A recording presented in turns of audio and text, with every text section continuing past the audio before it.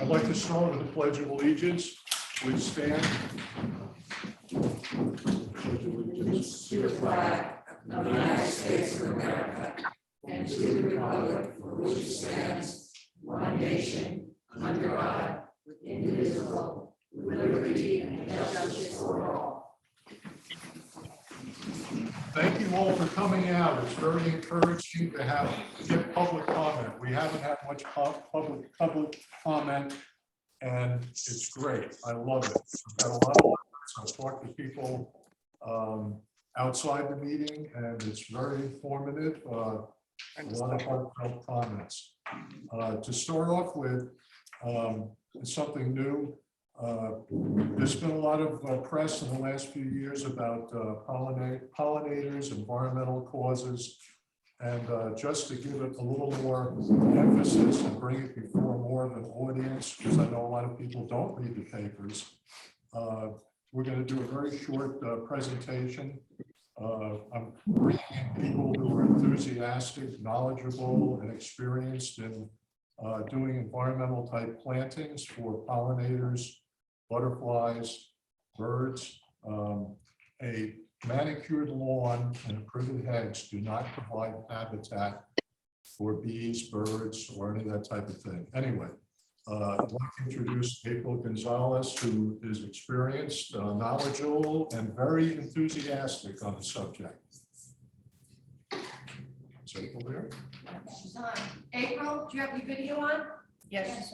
It says you disabled participant screen sharing, my video and my, Okay, I'll take care of that. okay. I am here to speak about native landscape plantings, pollinator pathways, and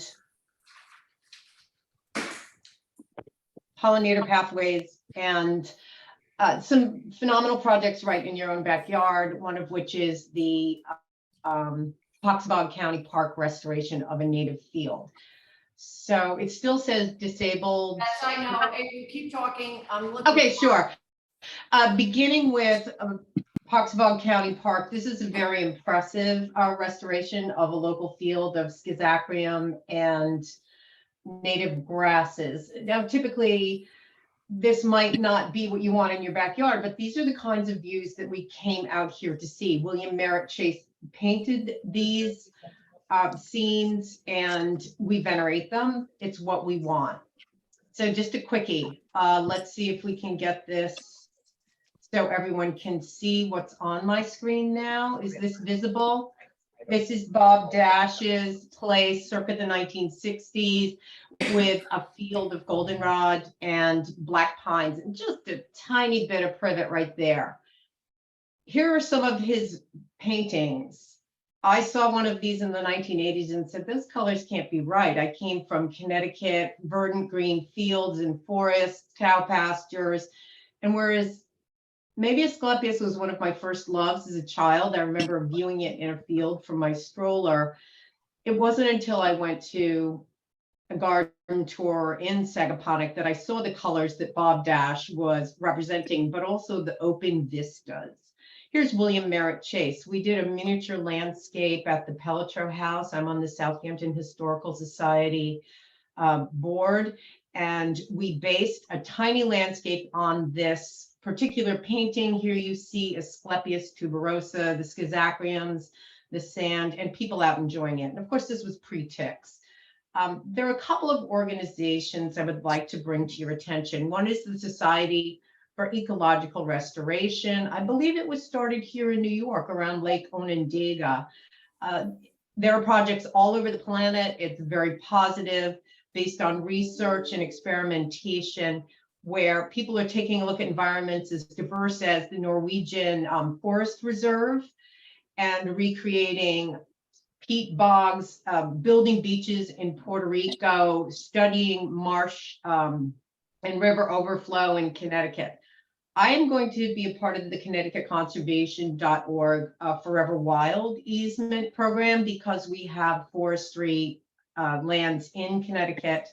And the majority of open land is now privately held in the United States. And there is a huge movement to preserve, conserve, and be stewards of landscapes.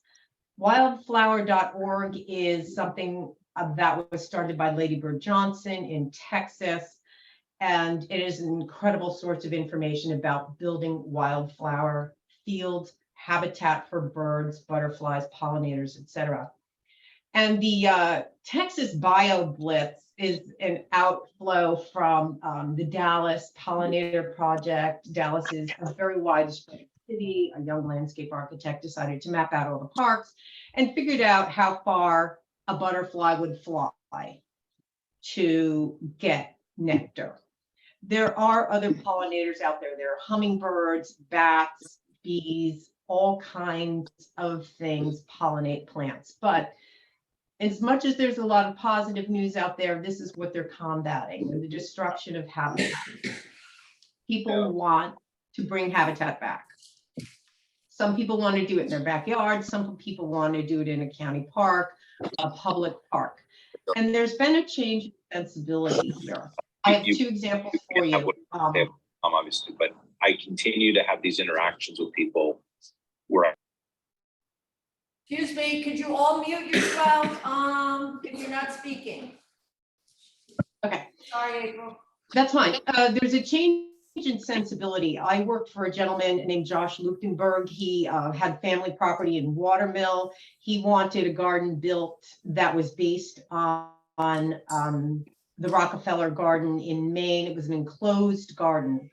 And he's a very sophisticated world traveler. He understood a very wide array of plant material.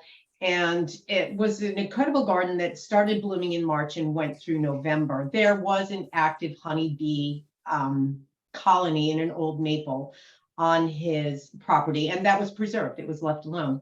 He then left that property to somebody else who is interested in this sensibility as well.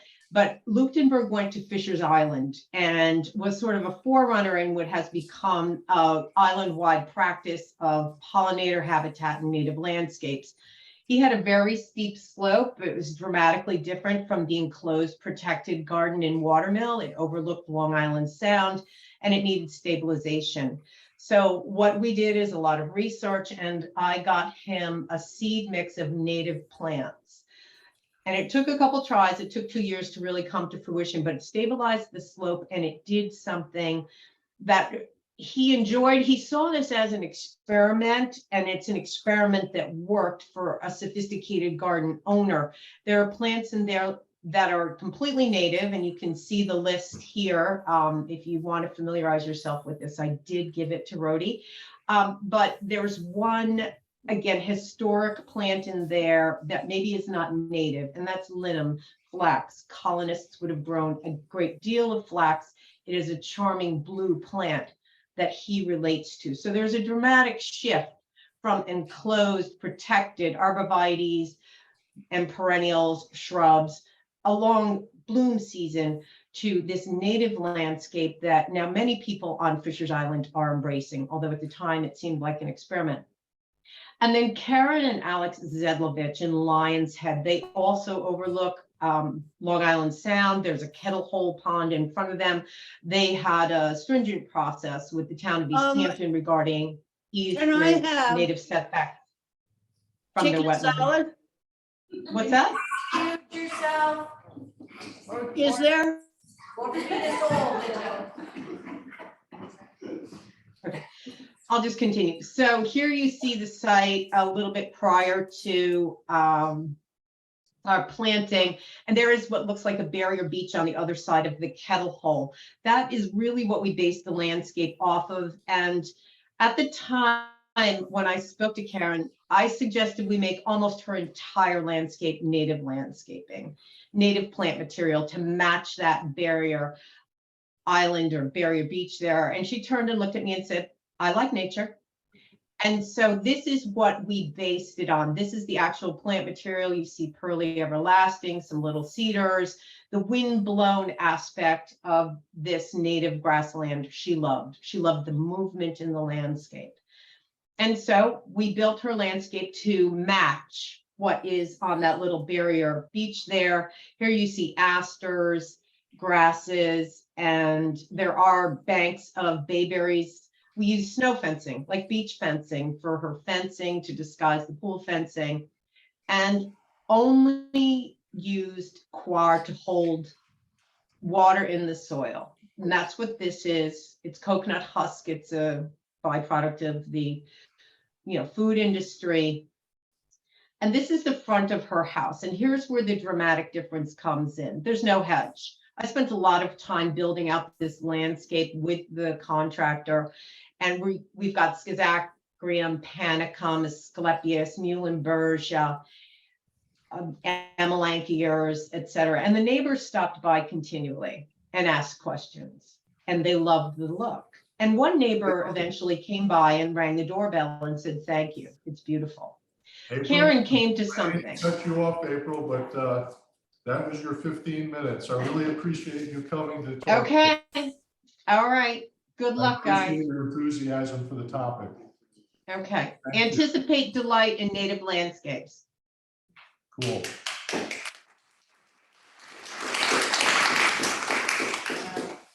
Okay, now on to the drudgery of government. Local law number 4 of 2023 regarding gates and gate posts. Rhodey, we're up for public comments. Okay. The first one is Charles de Gunsberg. Yes. Charles, please come up, and that's the other thing. Anybody speaking, please come up to the podium. Thank you. Thank you. Then the Zoom people can see you.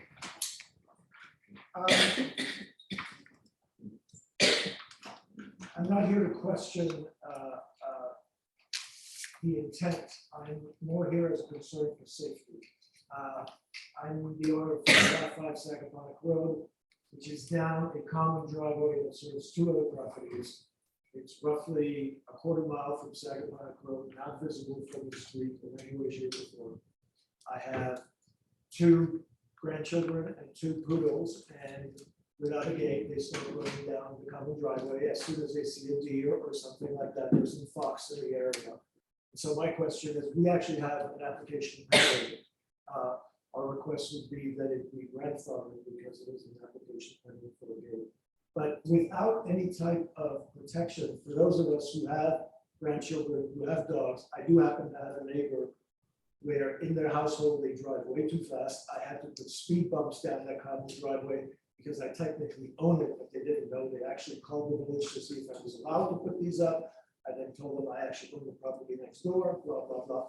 They didn't want the speed bumps, but people were driving at an alarming rate down this driveway. And so I'm concerned about the safety of grandchildren and dogs. I understand that from the community standpoint, it is less opening, it is less inviting.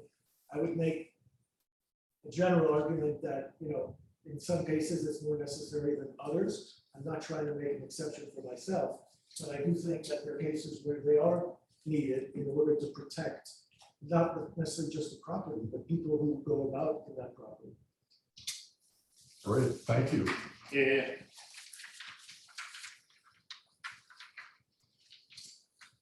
Regine Saban, sorry. No?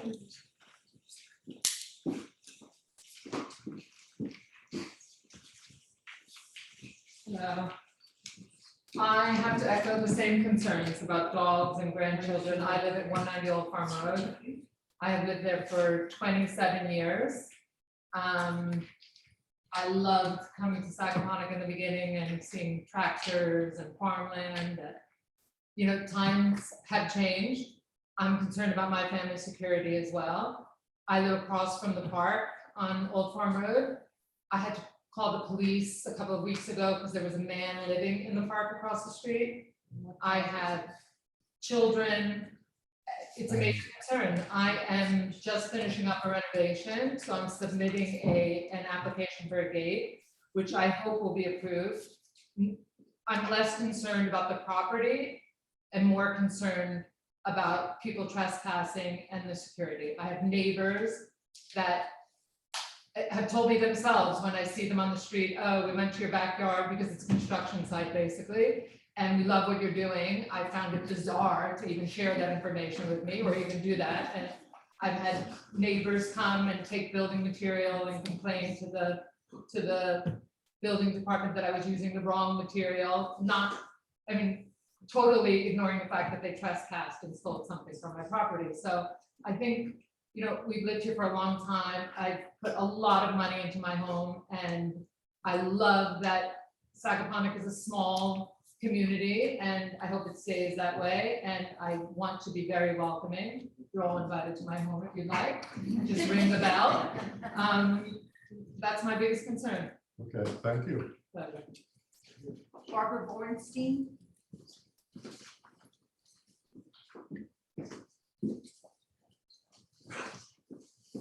I really came here for the next go round, but since I'm here for the gates, I just wanted to bring up again, I don't know if it was talked about since our last meeting, about the idea of, since it seemed that the reason for maybe not having gates wasn't really about anything except for the time that it took the ARB to go through all the applications and the reapplications and again, I'm making pink.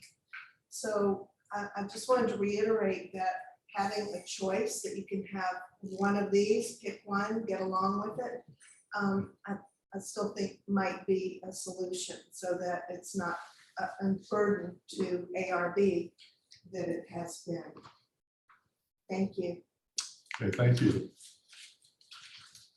Robin, Domenico, okay, I inadvertently signed out, I'm here for the dog. okay, no problem. Catherine Shimone, That's we're together and. you're together, you're on the doors, gotcha. Moving right along, that's crossed out too. John Bennett. Do we put lawyers to the front or should they go to the Yeah, rear? he signed the sheet, that's all. Take me in order. That's right, John. Good evening, Mayor and good afternoon, and members of the Board of Trustees. I have submitted a letter that was previously emailed over. I have some additional copies. I'm just going to get the original. Thank you. Thank you. So we're here to speak about proposed local law number 4, amendment to 245-49A7. We represent the owners of 7 Fairfield Pond, 24 Fairfield Pond Lane, 35 Potato Lane, 543 Daniels Lane, and 543 Hedges Lane. And we reviewed the video of the last public hearing and echo many of the concerns raised by the members of the public at that hearing. So I gave you the correspondence. We believe, I believe, because of the land use law, some groups that an outright ban on the installation of gates. The further prohibition against the placement of existing gates if they're damaged and destroyed is extreme and unnecessary. While the village of Sagaponic is generally speaking, of course, a relatively safe community, a driveway gate offers a measure of security that is desired by many property owners within the village. At a minimum, the barrier to driveway gates provide notice that people are entering a property and as a deterrent against children and animals leaving a property. And quite candidly, sometimes it's simply a proper and reasonable aesthetic and architectural choice. The prohibition, parenthetically, the prohibition against replacement in kind is something that I've never seen in the East End zoning code. Absolutely extreme.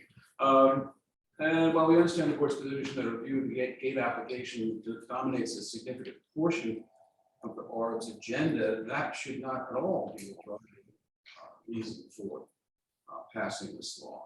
Maybe more specific gate regulations would offer guidance, but not only that, would streamline the process and manage the expectations of the applicants. So the board should seek an alternate means of addressing the concerns. Perhaps maybe increasing the setbacks, but increasing the setbacks based only upon the depth of the lot. If somebody is at the end of a 400-foot common driveway, maybe they have to be set back further, but somebody who's on an oceanfront lot pushed up against a dune crest and a coastal erosion setback in a front yard, maybe they shouldn't have, they should have a more 20-foot setback or something like that, but maybe you should stagger some of these setbacks. And while we appreciate the additional notice that was given to members of the public, we think that we still keep the public hearing open to allow those that were noticed to give more input. I know it went out on the 28th to 29th, but people are busy and probably a lot of people want something to say. about this. Oh, in addition to the letters, and my letters, there are letters from my clients, or specific letters. And that's something that may annoy some of my friends in the Architecture Review Board, which I do, without a little bit of trepidation, because I appear before them all the time. But there's a very interesting article in the Wall Street Journal today about legislatures delegating too much authority and power to agencies. You're the legislature. You shouldn't be making a decision based upon the input solely of members of the Architectural Review Board. There's a common thread here.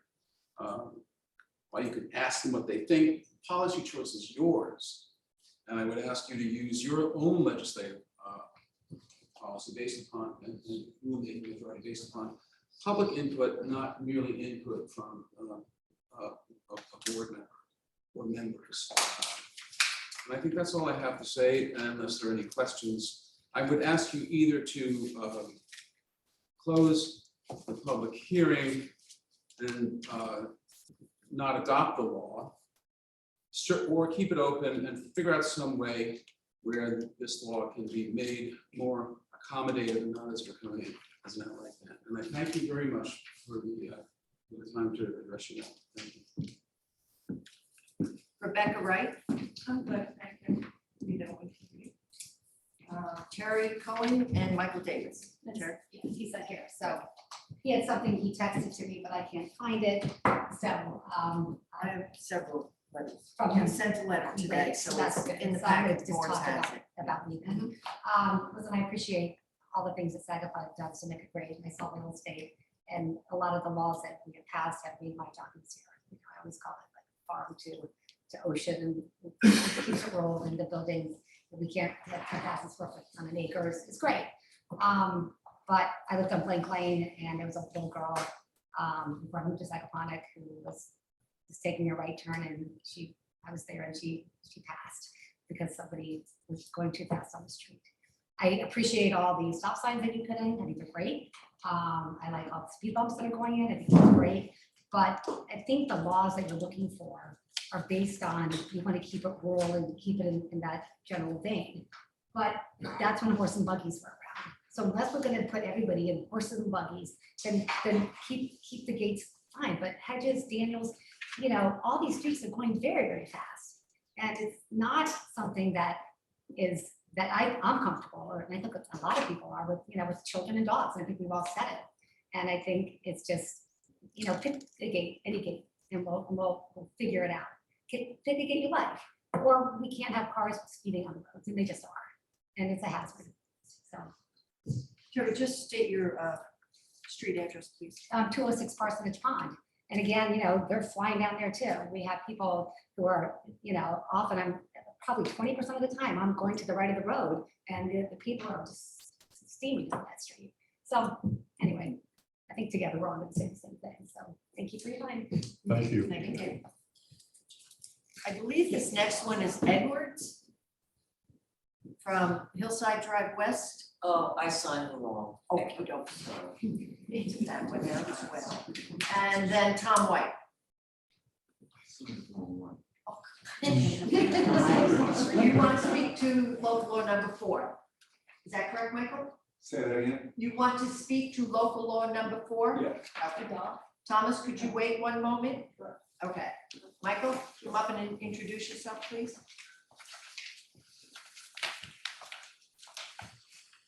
Hi, I'm the new owner of 199 Winscott Harbor Road. It's Your a name is? Michael Burns. Thank you. My wife and I bought the property, and we intend on building our new house and living there. It's rather a long, narrow lot. Most of the frontage, depth is narrow, but the frontage along the street is long. It's a very, very traveled road. I'm sure you all know and understand that. There are several reasons that I am standing here about the gate law, and it's, one is safety. 2, because everybody's spoken about safety, so I don't want to drag it down the road too much. But there have been thefts And there is a somewhat of a noise issue. I know that the gates, the way they're designed, because I've built gates on other people's houses here, are, you know, reasonably open, and I appreciate it. But I really feel that as an overall abiding law, that suddenly after 700 years of people living in the Hamptons, or 400 years, that to suddenly decide that because of whatever the nature of the people who have brought this law to, you know, fore, I just think it's not really, it's not fair, A, and B, I think it's slightly capricious to just suddenly decide no more gates. I mean, I understand some of the other issues in the village. We all want to keep this town beautiful and rural and open. But there are many more other reasons that I could enumerate. I just want to say that I just don't feel that this is a proper law, and I don't think that it's been really well thought through to just suddenly put a slam blanket stop on gates. And I want to, I'm sure that there are many other people who feel that way, and I don't feel that the idea that somebody proposes this and then they inflict their will on my property and my life here. And as people have said, there's children, there's many, many reasons. I just think that this was not well thought through. And I think that it should be, I think it should just be rescinded until they come up with a better idea. Okay, thank you. Thank you. Thomas, wait.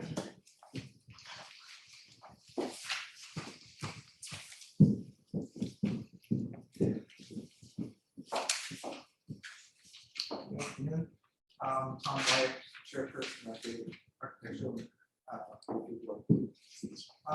Basically, the atmosphere that we take towards these applications is one of trying to educate an applicant that what they are doing continues to alter the vision, and what the board members feel is the historic history of the village, and that we just simply continue to see more and more barriers.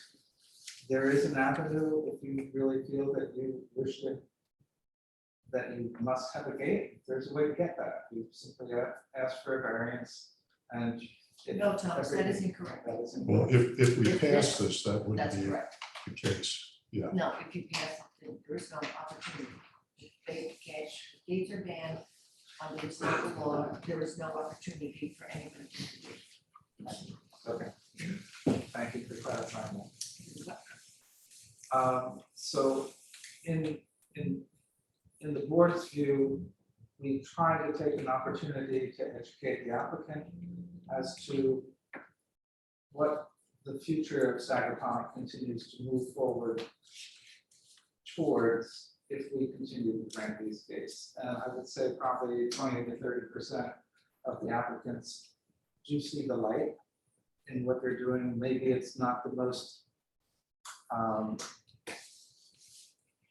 advantage of the movement for the future of the village. There are other ways for safety, with technology today to run laser sensors and so forth, and just have a tone in your home play off that maybe a deer or something else is coming down the driveway. The sensibility and sensitivity of those things can also be You don't have adjusted. time to save the child. Hey, let him speak. This is not a debate.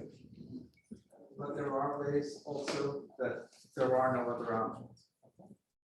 So I'm just saying, trying to illuminate the process that we go through. Sometimes the gate discussion will go for sometimes 45 minutes out of a meeting, and we might have 2 or 3 gates on the agenda. But this is what we signed up for. This is what our process is, and occasionally it works out towards a more open-minded and open view to our community. Thank you. Thank you, Tom. Okay, that is the list. Zoom? Yes. Is there anyone that would like to speak to local law number 4? Who's on Zoom? Oh, I'm sorry. John White. You're speaking to local law number 4 on gates. You can do Zoom. No, we're finishing up No, here all I first. want, the fire department wanted to comment on this. Since Okay, I've been then sitting here, go- we've Hold on, gotten Zoom four, people. Go since ahead, I've been John. sitting here, we've gotten 4 calls. Okay, so. We just want to be able. John, just Go a ahead. minute. Introduce yourself, please, and where you are, why you're representing. blah, blah, blah. I'm not representing anybody. The fire department couldn't get here. We have lots of issues with gates that don't open when people call for an emergency. We would like to have some input on the new regulations dealing with gates in Sagaponic. And I would just ask that you leave the record open for, say, 10 days or something. Sure. Okay, that's it. Thank you. Thank you. Anyone else in here want to somebody. speak to local law number 4? Yes. You do? Okay, come on up and state your name and where you live.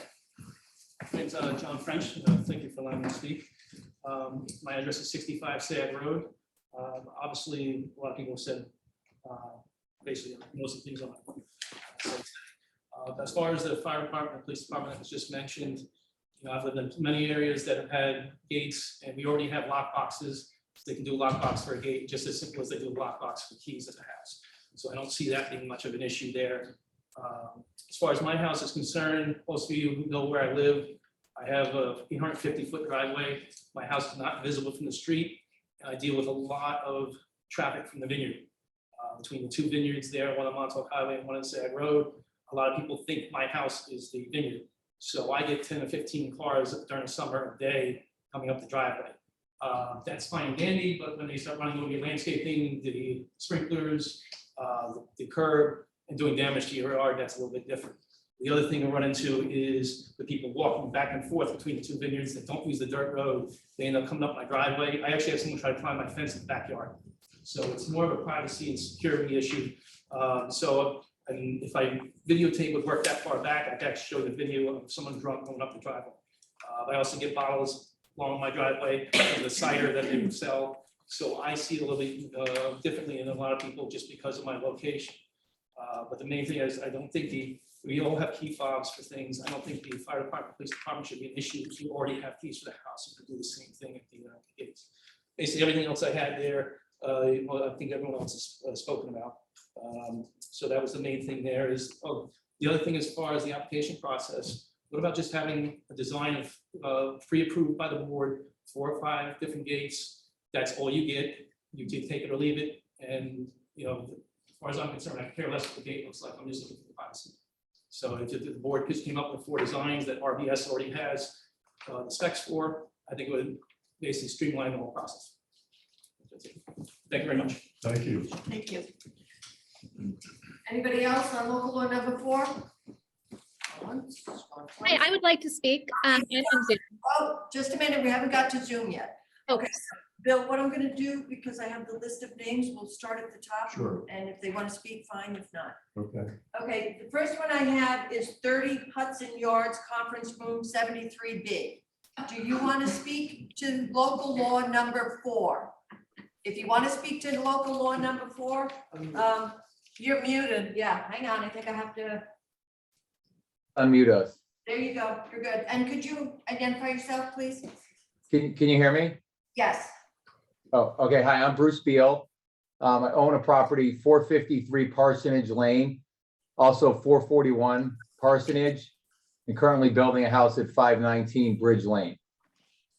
I just want to go on the record saying that I don't think that the proposed local law for abolishing gates in Sagaponic should be approved. We actually currently at 453, it's a flag driveway. There are 3 houses on that street. We actually have a couple pilasts up and gates that are always open. But over the years, we have a lot of issues of cars coming down those driveways. And then one of the neighbors has a gate at the end of theirs. We also inherited at 441, which was the Pam Aldris's horse paddock. We inherited a gate there, which we've left because that's basically an open field. And at 519, we put up essentially like a cow grid. So you could potentially put a gate way back in it. But we have young kids, and I don't think it's a good idea to the extent that we need to protect people coming in and out of the property, not having an ability to have a gate. So I just wanted to go on the record to say that. Thank you. Thank you. Okay, next is Dennis Downs. Yeah, good afternoon. I represent Theodore and Meredith Siegel. Their residence is 565 Daniels Lane. I just have 2 points to make. One is, have you classified this under SEQA yet, or has anyone decided to make a decision on that, or will you be doing it along with the your resolution to either adopt or reject the code? We'll do it at the vote. Sorry, I didn't hear that. We'll do it at the vote. On the Okay, vote. the vote, all right. The other thing is, do you have any intention of grandfathering in cases that are now in the pipeline? In other words, cases that have already been submitted to the Architecture Review Board and are pending. At this point, no. Is there any thought that you would do that? I mean, it would seem fair to those people that have spent their money to submit an application, that their case would be processed under the old law. So I would say that's a good point, Dennis, and we'll consider that on when and if the board votes on this resolution, whether we adopt a delayed effective date. So we'll consider that. That's all I had. Thank you. Anand Desai, I apologize, I'm not very good at pronouncing names. No, that was very good. Thank you. Thank you. Well, first, thank you for letting me speak. What a great demonstration of the democratic process. I wish my kids could see this. And I also appreciate the role of the IRB. Sometimes the decisions can seem arbitrary, but I understand it's for the greater good. Could you state the location of your property? Sure, it's 7 Fairfield Pond. Thank you. But I guess I would imagine there must be some other considerations given, if the ARB decides that, the lifeguard stations are unattractive or hand railings are unattractive, we wouldn't necessarily get rid of them. And I think some of the concerns on safety are sincere. I would point you to a study by the Crime and Justice Research Alliance, which showed that gates deter burglaries. Joseph Kuhn at UNC Chapel Hill has done a large study interviewing incarcerated burglars about why gates are a deterrent. And so, we had a natural experiment this past summer after the storm. The electricity went out, that made the gate open. And just in those 4 days before we got it fixed, we had the neighbor's dog come in, we had our dog leave twice. It wouldn't be, a child did not leave, but it wouldn't be inconceivable. It's why we have fences around pools. And lastly, even if they are not a deterrent to burglars, or we don't have many burglaries or safety, you just need one incident and someone will make that case. And we'll be, as a town, defending. Someone will say, well, it wouldn't have happened had there been a gate. And no one will know. And do we really want to be in that position? And so I just think there's other considerations rather than need some human judgment when we think about this. That's all I wanted to say. Thank you for giving me the time. Thank you. Thank you. Jason Murdrick. Hi, good afternoon, everyone. Thank you for letting me speak. And I just echo the comments that were just made. This is just great to see this dialogue and great example of the democratic process and work. But I own 2 properties in Sagaponack. I own a property at 24 Fairfield Pond and another property at 53 Hedges.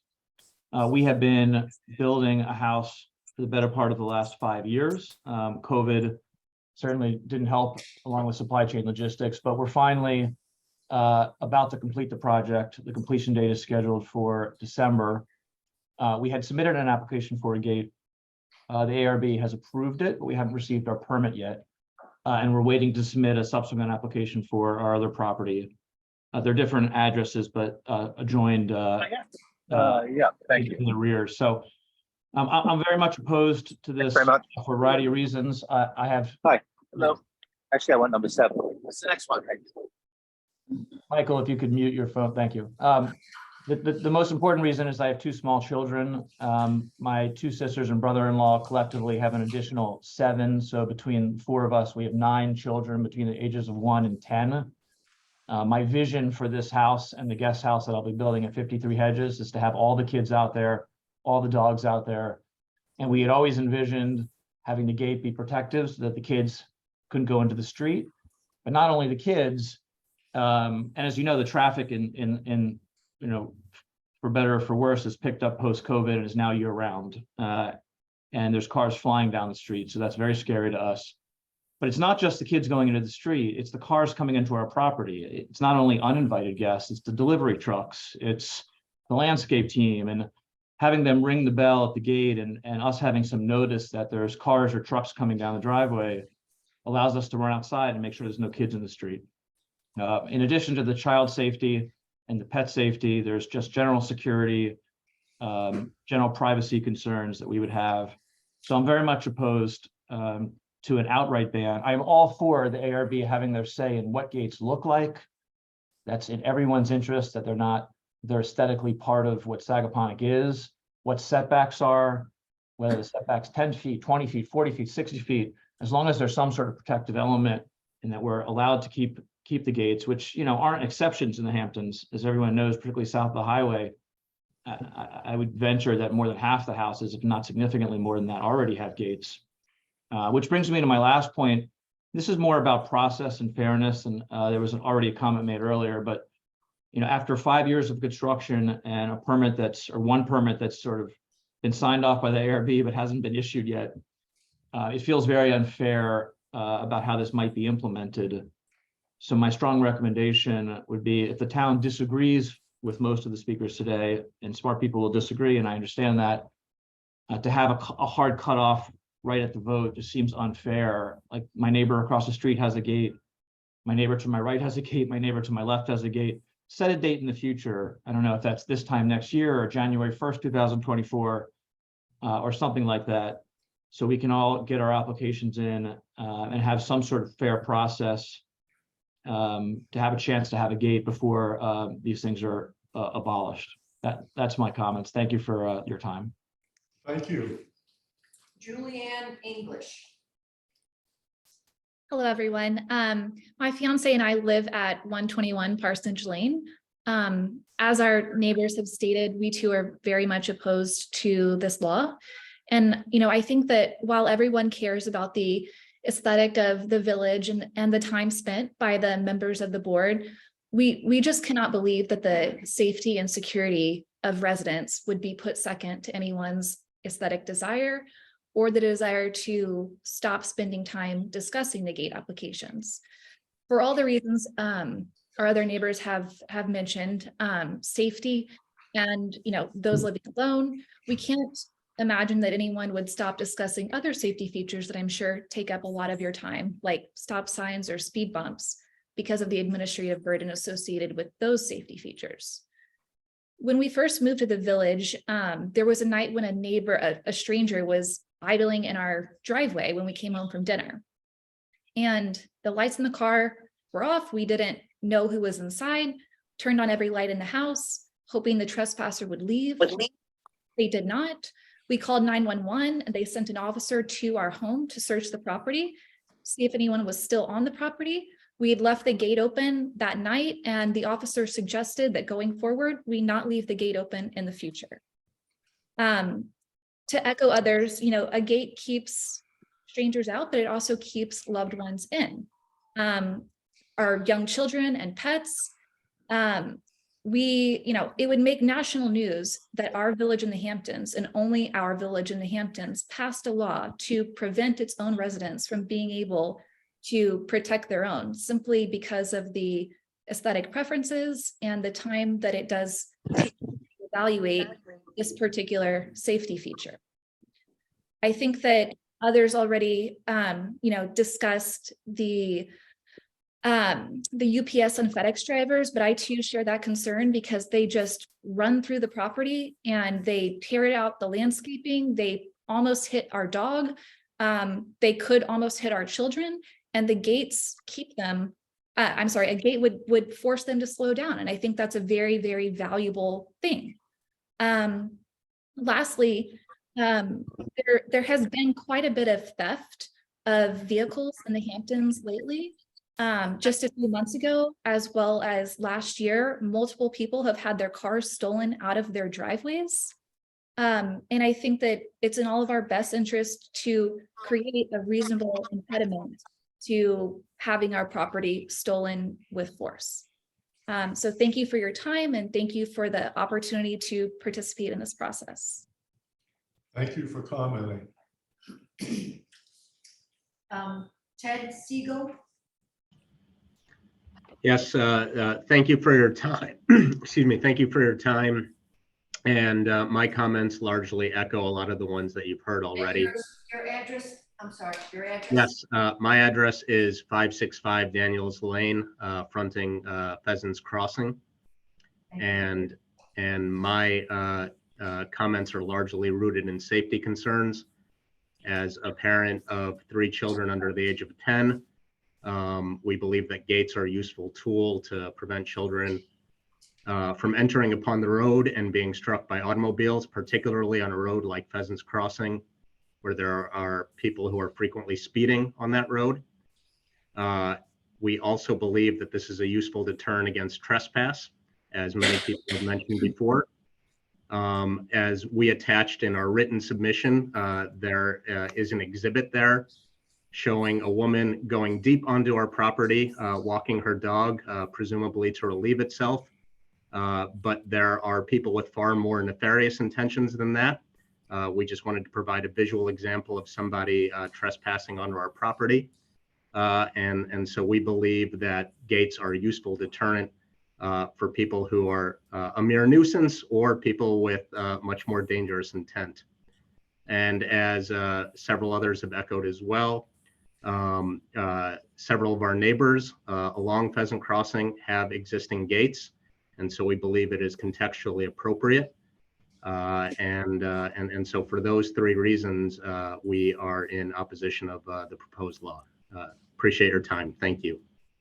Thank you. Margaret Wheeler Johnson.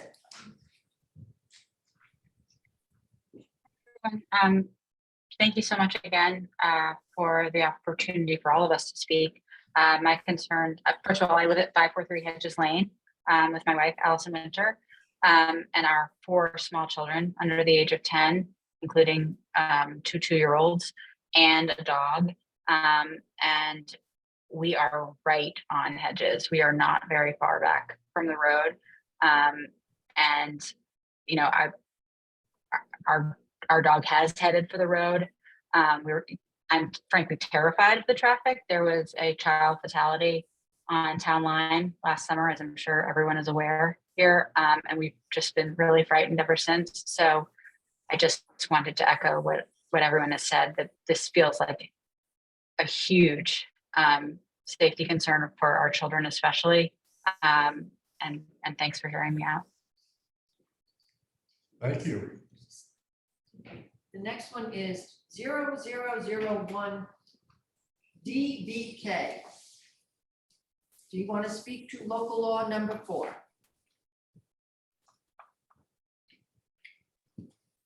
Okay. No, thank you. Okay. The next one is 263482. Do you want to speak to local law number 4?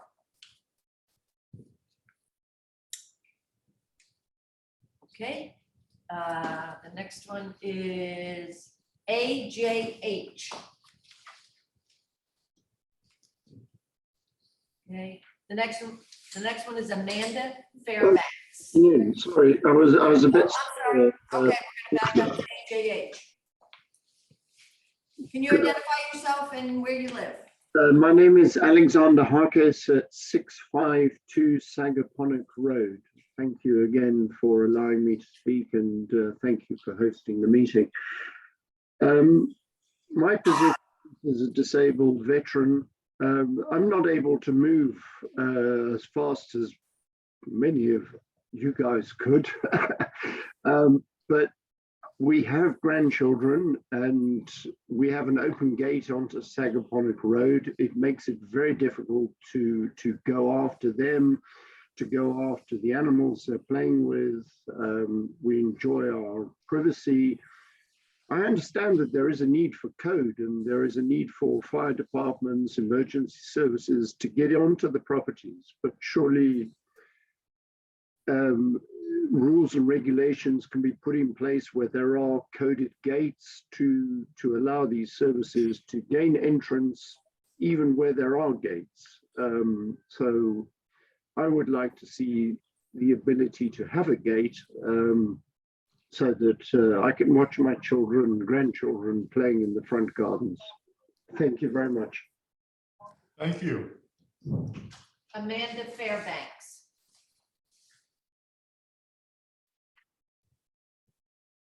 Amber Williams. No, thank you. Thank you. Armin Harvonian. AS. No, thank you. Okay, got it. Right. AS. Yes, I would like to speak, please. Okay. My name is Alan Sampson. I'm at 549 Daniels. I'm opposed to the law for all the reasons which others have made, and I'm not going to kind of go over it again, but it's principally, security and safety. But I would want to make one specific point. Can you put your video on, please? Yes. Thank you. So one specific point I do want to make, if the board does decide to pass this law, which I'm against, I just want to make one specific comment on the draft language. There's a section little Roman 2, which basically says that pre-existing gates are okay, except in 3 circumstances. Circumstance 1, where it's not okay, is if they get destroyed. Circumstance 2 is if they get damaged to the extent that they're not functional. And the third one is if they're otherwise removed. I think any gate that gets, any gate that breaks down is not going to be functional. So I suggest that if you did decide to pass this law, which as I said, I oppose, I would replace the word functional with repairable. So, if the gate is repairable, there's no reason why the gate should be removed. To have to do so would be punitive. Thanks very much. Okay. Ava Thomas.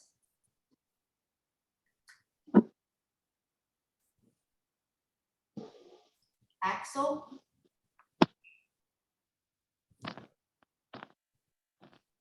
That's me. No, thank you. Axel, would you like to comment on local law number 4? No, I would just be repeating what everyone was saying already. Okay, thank you. Bill?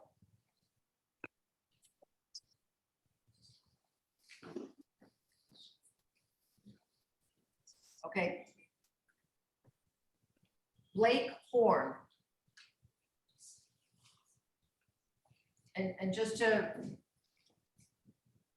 reiterate, this is for local law number 4. Brian Ninnis, No, thank you. David Reynolds, David Schoeniken. Hello, hi. Yeah, that's under my wife's name, Suzanne. Just a minute, hang on. Okay. Oops.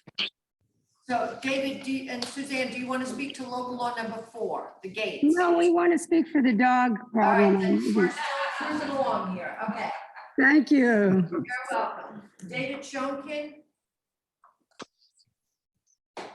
No, I'm good.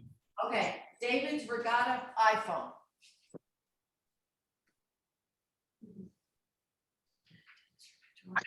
Don Lockheim?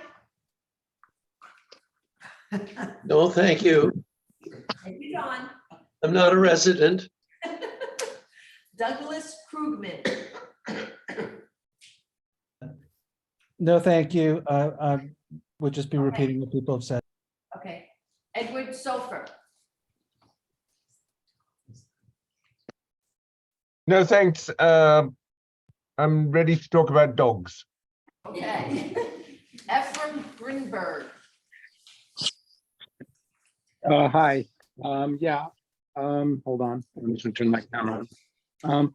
So I would just be repeating what everybody else has said, but I agree that, it doesn't seem to me like we should be the only town that doesn't allow gates, and we have applied for one through the legal process and know that we have to make changes to it, but I think it's unfair to actually eliminate gates completely. And unsafe, to be quite honest. So thank you very much. Can you just give me your property? Oh, location? sure. It's 629 Hedges Lane. Thank you.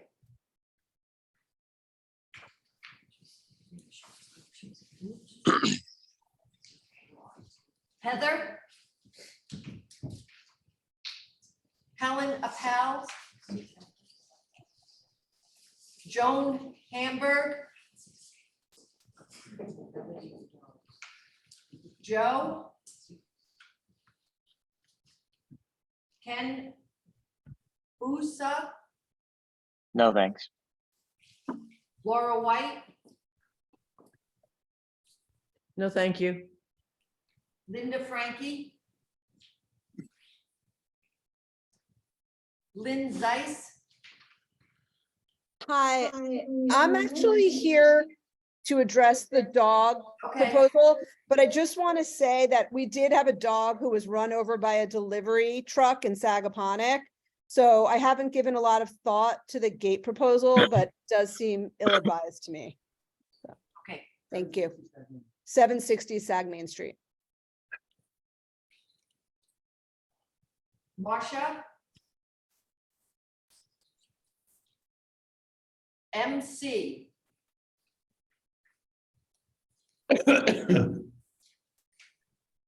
Michael Kratzky? No, thank you. Nadia Sofer? I'm here for the dogs. Thank you very much. Phil And I Bennett? disagree with the gates. Phil Bennett? No, thank you. Stefan Rainiac? No, I would just be repeating, I strongly urge the board not to pass the law. Thank you. Okay. Stephen Dietz? Yes, sorry, camera. 128 Gibson Lane. And I just strongly urge the board to not approve, to allow for gates. We specifically have had 2 incidents where the police came to our property specifically to tell us to be aware of folks stealing cars in our driveway. We think the gates act as a very effective deterrent. Thanks. Susie Gelman?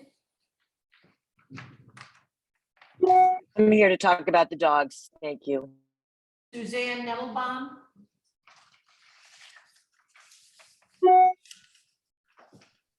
Thomas Babcock?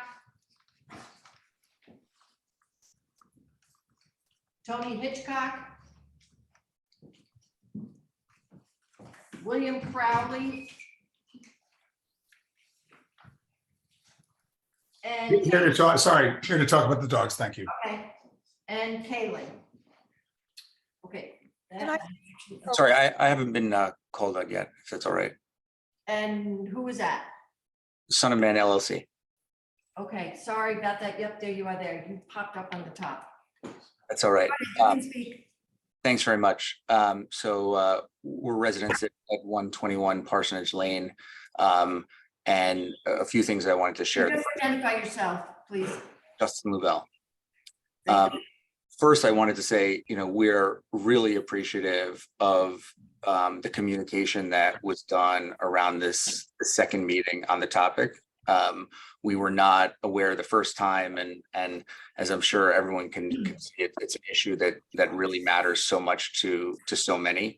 And given that Sagaponack is such a small community as it is, I think it would be wonderful if going forward in the future, when there are matters that could be controversial or where people could have differences of opinion, that there is a similar, approach to the communication. I think it was really excellent, the way this happened and the way that so many people have been able to express their views.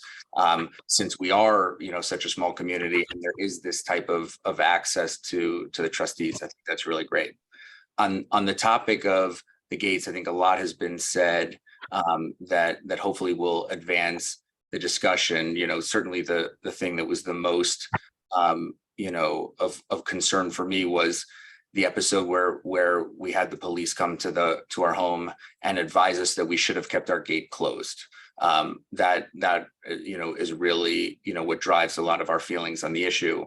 But one of the things that came up that a few people suggested as an alternative that I would sort of offer perhaps a counterpoint to is, the concept of having 4 designs that are, the exclusively approved designs. I actually think that might not achieve what people are looking for. I think a lot of the thing that makes people care so much about Sagaponic, that we would all, get on a call like this, is that it is beautiful. It still has a lot of its original character, and it's by far the best village in the Hamptons to drive through. And so everyone is very interested in protecting, that aesthetic. If we were to make it that people could only have 1 to 4 gate designs, I worry that would actually be counterproductive, because if we were to drive down Parsonage or Hedges or Daniels and see the same 4 gate designs repeating, I think that would actually go against the grain of the aesthetic and what we're trying to achieve. And so, the village has, put together a code that has helped to preserve the character of Sagaponic. And all of us at various points have had to navigate it or find people to help us navigate it, but it has helped to preserve, the characteristic of the village. And whereas, having only 4 choices might save time, I worry that it might actually, causes the community to look more suburban as opposed to more unique. So I wanted to offer that additionally as the village decides, how to best move forward. But again, thanks so much for including us and giving us the opportunity to be heard. That's the list. Wait, can you hear me? Hello? Yes, we can. Oh, sorry, because when you called my name, I didn't realize I was on mute, so you didn't hear me.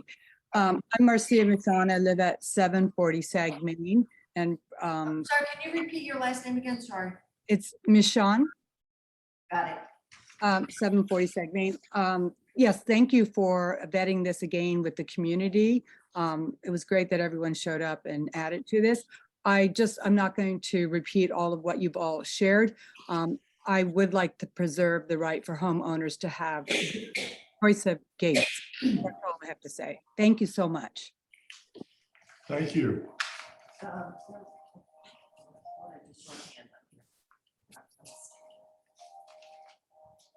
Okay.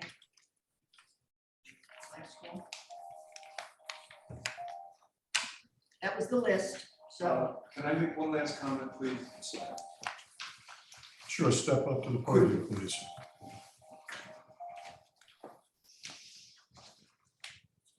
Michael Burns again. One thing I would like to bring to your attention. There has not been one single person except that one individual who has stood up and made any comment whatsoever about wanting to have these gates removed. I understand that somebody just brought it to the attention, but we are all homeowners, and if you do a count, I didn't hear one person come up here and say, we absolutely should remove them permanently. And I want that on the record for all the people watching and everybody here. Thank you. Thanks. Thank you. I know. For the whole purpose of this, I kept hearing that some people did not like the gates, that it changed the nature of the place.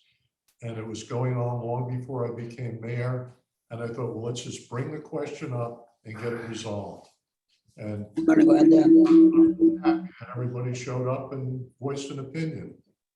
We're on to the next hearing now. We have, You still have to deal with this one, so you're either going to adjourn it or you're going to close Close the the hearing. public hearing, hold it open for 5 days for any further written comment. Maybe there were some ideas from the audience that might be worth listening to. So I'd close the public hearing, keep it open for 5 days. And finally, Anyone please mute themselves? My fingers. About just get away. No, no, no. okay, I'll make a motion to Don't get close me the hearing and keep it open for written comment for 5 days. Do I have a second? Second. All in favor? Aye. Okay. Comment, you said. yeah, written only. Yeah. Thanks for listening to us. Wait,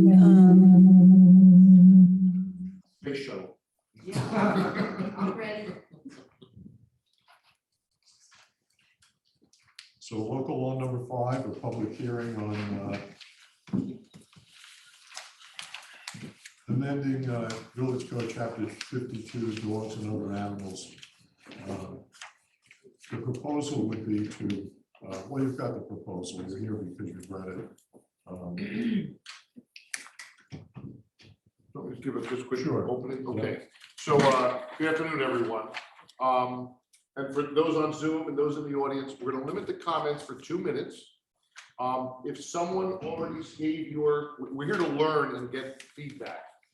If someone already expressed your opinion, as you heard today, just for speed, brevity, and respect of your neighbors, if they've already said your comment and it's already been on the record, we don't need to hear it 15 times, the same exact thing. We love dogs. We all have dogs. I rescue dogs. Bill just lost his dog, so that's tough, but so we're all dog lovers. We understand it. We support dogs. We love them. They're important. My dogs go to the beach. We get it. The proposal is to make it the same as the town of Southampton. The same regulation at our one and only beach, to have it consistent with the town of Southampton's regulations. That's the proposal. So if someone comes up and is in opposition, or someone that comes in and is in favor of it, and you're going to say the same thing, volume really doesn't count. We just really want to hear the substance of the comments. So with respect to the people who are going to add additional substantive comments, if your time comes up or you have it, just pass it to the next person if you're not adding something substantively to the discussion. And can I just say one thing? Yeah, please. I got the impression just around the community that there might be groups of people that one person could talk and say, I represent 10 people, etc. Being that there could be close to 70 people involved in this between Zoom and being physically here. If there's someone representing multiple people, please say that. It just helps us do the process a lot better. Yep. Okay, first one on the list is Charles Gunsberg. And I know it's gonna seem repetitive, but just state your name and your. My name is Charles Gunsberg. I live at 555 Sagaponic Road, and I am a local resident. I am not a lawyer, but since we have a special situation with Dixon Beach, I was wondering whether there was any way to allow the privilege to remain for Sagaponic residents and not for the influx of people that we've all seen on this chart come from all the other areas. That's my only comment. Thank very you. much. Camilla Grillenberg. I email my comments in. Okay, so you don't Yeah, want I to just speak. Okay, no problem. Joan Gesmar. Gesmar. Oh dear, I was wondering, how about Tom Geismar? Tom, okay, Tom. Yield your time. Honorable gentleman. You would have done fine. We have a house at 819 South Main Street, which is the corner of Gibson Lane. So we walk to the beach many times a week. And just to make a couple points. One is the idea that the beach is overrun with people with cars, their dogs. From our experience, seeing it firsthand, is absolutely untrue. Sometimes there's no cars there. At the most, there are 2 or 3 or 4 cars there. So it's not a matter of quantity.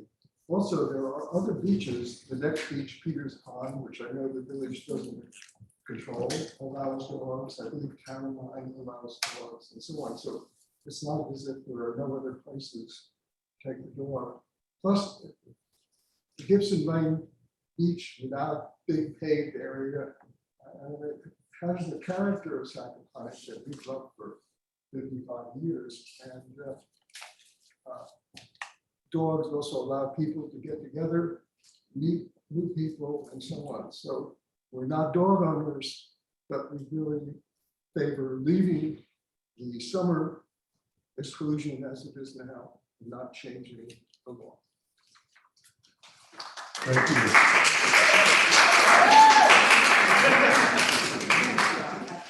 Alessandra Dio, The sake of time, we'll have, and you are, Robin Domeniconi. okay, got it.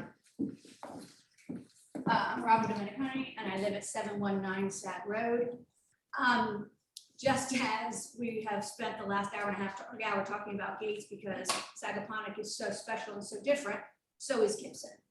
And just because the other beach has a specific rule, Sagaponack is different. I particularly moved here full-time a year ago. I've had a house here for 20 years.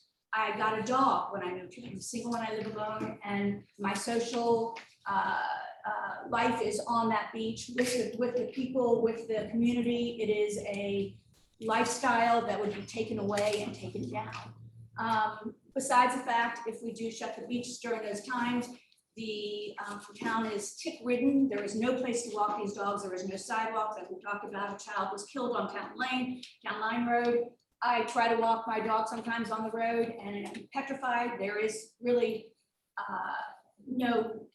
nothing as far as an option.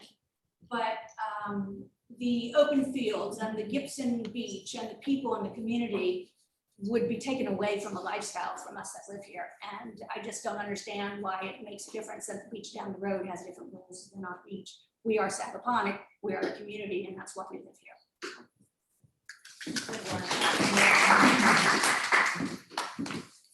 Catherine Shumway. Shimoni and Shimoni. So you're all, okay, got it. Michael Burns. Has left the building, I believe. Okay, Rebecca Wright.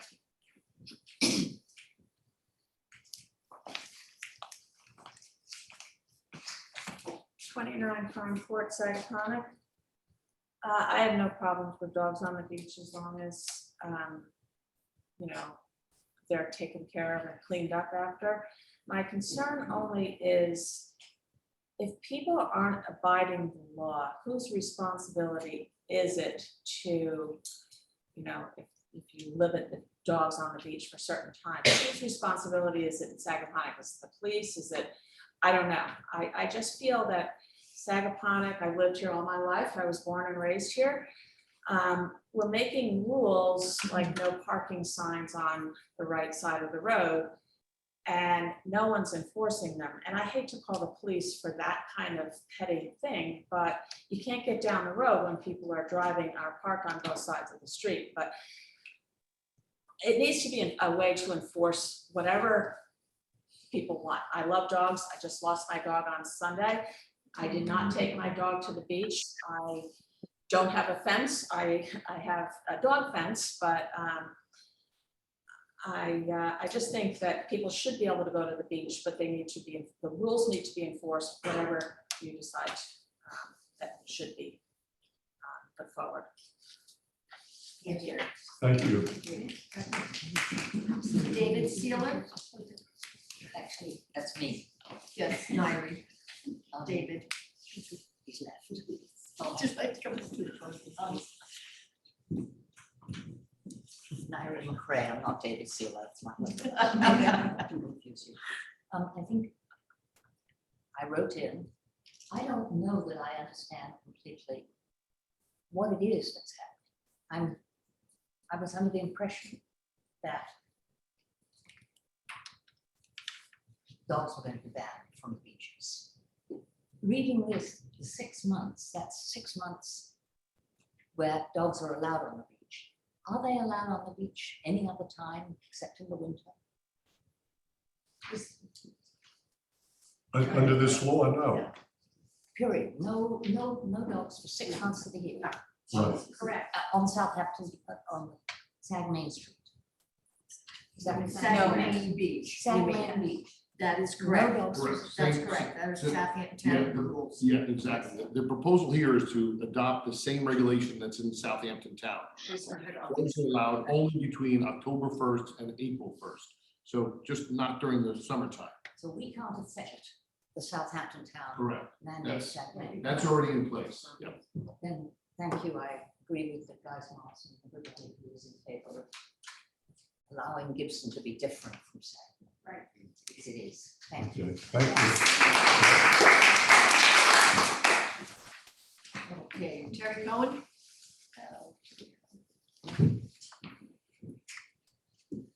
And I'm just gonna, Terry Cohen, 206 First Fund. Again, it's gonna be the same thing everybody says, but I think everybody should at least say we agree or disagree. And so at least we don't say pass, at least we know how we feel. So I definitely feel like we all, well, a lot of us feel that it's part of a thing we do in the morning to get out there. It's special, it's time with your dog, family, friends, and new friends. And it's one of the special things about Sagaponic. Please don't take it away. That's all. Bill, I'm gonna give the same instruction again. Okay. If you're gonna lead off with the same thing that says what everybody else has said, please don't do that. Oh, Bill, yeah. because there's so many people that are online. We understand the volume. We're gonna assume just based on the applause and the attendance that there's a lot of agreement. If you have something, again, I'm just trying to be courteous to other people who came here for other things to say, to advance substantive comments on the law. We understand what the perception is and the volume. We just want to make sure we get everybody who's got something of different or substance to say on the law, please. Yeah, the whole reason this comes up, this proposed law, is that it's been bouncing around for a long time. People with complaints that, I mean, I spoke with a fellow a couple of days ago. He said he's been bit twice by dogs. He said, but he's a resident here. He said that his neighbors love to take their dogs to the beach and he's willing to get bit again. So I understand there's very strong sentiment on this. The problem is there are some people who don't like to be bit, and there are people who don't clean up. There are people who behave badly. I will recount some of my incidents, but so we're just trying to resolve it. I mean, this board is not mean-spirited. We're not trying to do anything negative about dogs. We're just trying to resolve a conflict of, different users of the same facility. We feel the same way about those. Okay, hold on, hold Okay, on. yeah. Okay, All right. are you ready to go back to the list, Bill? Sure. David McMullen.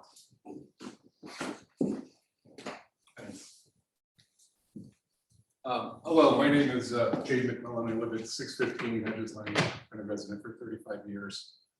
For full disclosure, I own a black lab, and I go to the beach every day. I also, as many of you know, I'm also volunteering to run for one of the 2 open village trustee positions on the board this spring.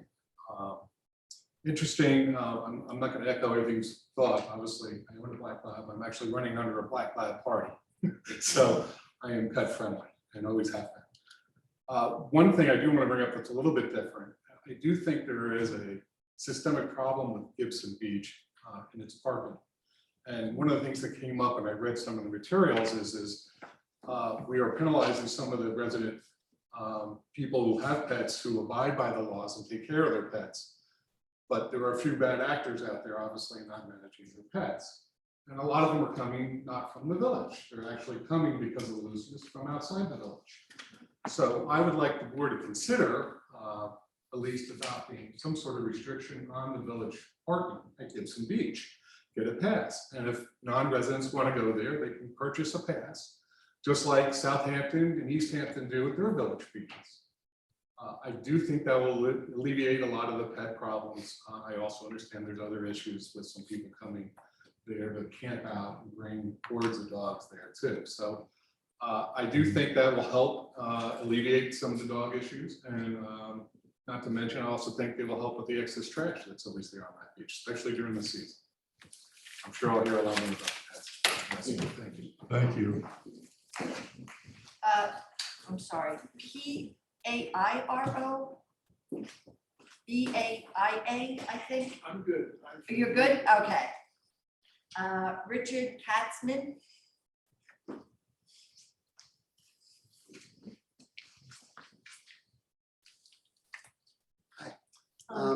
So I've been renting out here for 40 years and recently purchased finally at 85 Old Farm Road. I've not had a dog up until recently, but go to that beach in the evenings, and it's quite lovely seeing this, it's a whole social area. And so the new thing I would say is, you sent that beautiful map with all the arrows. If you flip the arrows around, anyone who doesn't want to be at a beach with dogs has all of those options to go to. So I don't see that, there's really an imposition on anyone, leaving it the way it is, and removing that ability to bring the dogs there is almost tantamount to animal cruelty. You see how much these dogs love the beach, and someone mentioned that it's impossible to walk them anywhere else because of the ticks and the traffic. So urge you to table this idea indefinitely. And I'm not even sure about making it just for Sagaponack, because people in Bridgehampton and Wayne Scott, their dogs love it there too. Thank you. Thank you. Thomas Gutman. Yeah, if you say the same thing, couple bad dog owners should move the office. Yeah, okay. Nicholas Writing. Yeah. I'm Nicholas Ritting. I'm at 76 Sandon Court. I just want to add that there are a lot of wine runners that will run over the dune onto our property, and we have a 3.5-pound Chihuahua. And even though that could be intimidating for her, I still think that dogs should be allowed on the beach. And I just want to,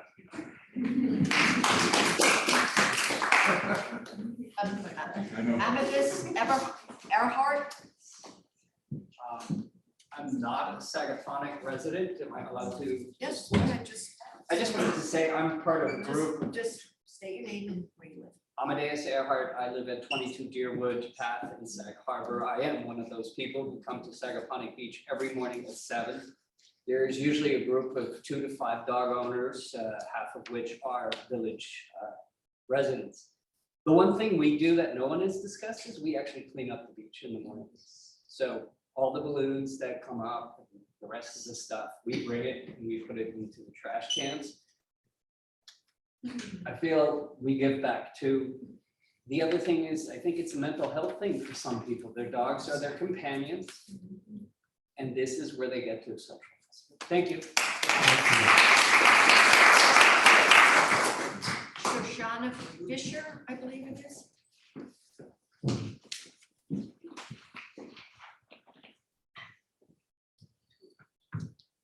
Hello, my name is Shoshana Fisher. I live at 85 Old Farm Road, and I have a mini poodle who goes to the beach with me almost every evening. And I have to say that given this year, especially with what is happening with the ticks, is extremely dangerous. And it is a safety issue, not just for my dog, but for myself. I cannot walk him anywhere but the beach. So to take that away from us, I'm not sure what we would do. I also have to say, having walked him on the beach almost every night, especially during COVID, I've only seen dog poop one time in 5 years. So I'm not exactly sure. And I would, if you could illuminate, that would be helpful, where this need is coming from. I'm not sure why this is even being discussed, I guess, because it doesn't seem like an issue. We're not here to argue, we're just here to listen. No, I really am curious though. This is a public hearing for us to gather information to help us do our job. But This did is not a debate. I'm not. Oh, and he debating said it. that before too. I'm not debating it, but I'm curious that a member of the community bring the issue to the board. There've been complaints. There've been, and this is in response to the complaints. Yes, How many complaints have there been? please. This is not a debate. If you made your statement, please let somebody else speak. I'm not trying to debate you, I'm just trying to figure out what the issue is. The only numbers I can give you is that because of this local law, there were, oops, hang on, it's called local law here. If you need numbers, those I can give you. That there were, these are residents, 13 residents that are opposed to it and 40 residents that are, I'm sorry, the other way around. There are 13 residents that are for the local law and 40 residents that are against the local law. Now, that was at 2:30 this afternoon. There were other ones that came in. There were 6 non-residents that were also opposed to this. And are there numbers from prior to? No, No. no, I don't necessarily, if somebody calls in, I don't write it down and say, here's number one, here's one. If there are people that call in, I relate it to the board and then the board takes Decides action whether or on not- it. okay, Yeah, and great. discusses. Thank you very much for clarifying. Appreciate No it. problem. Thank you.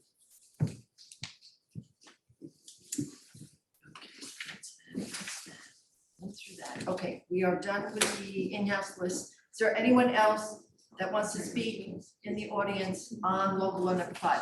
I do. Marcia.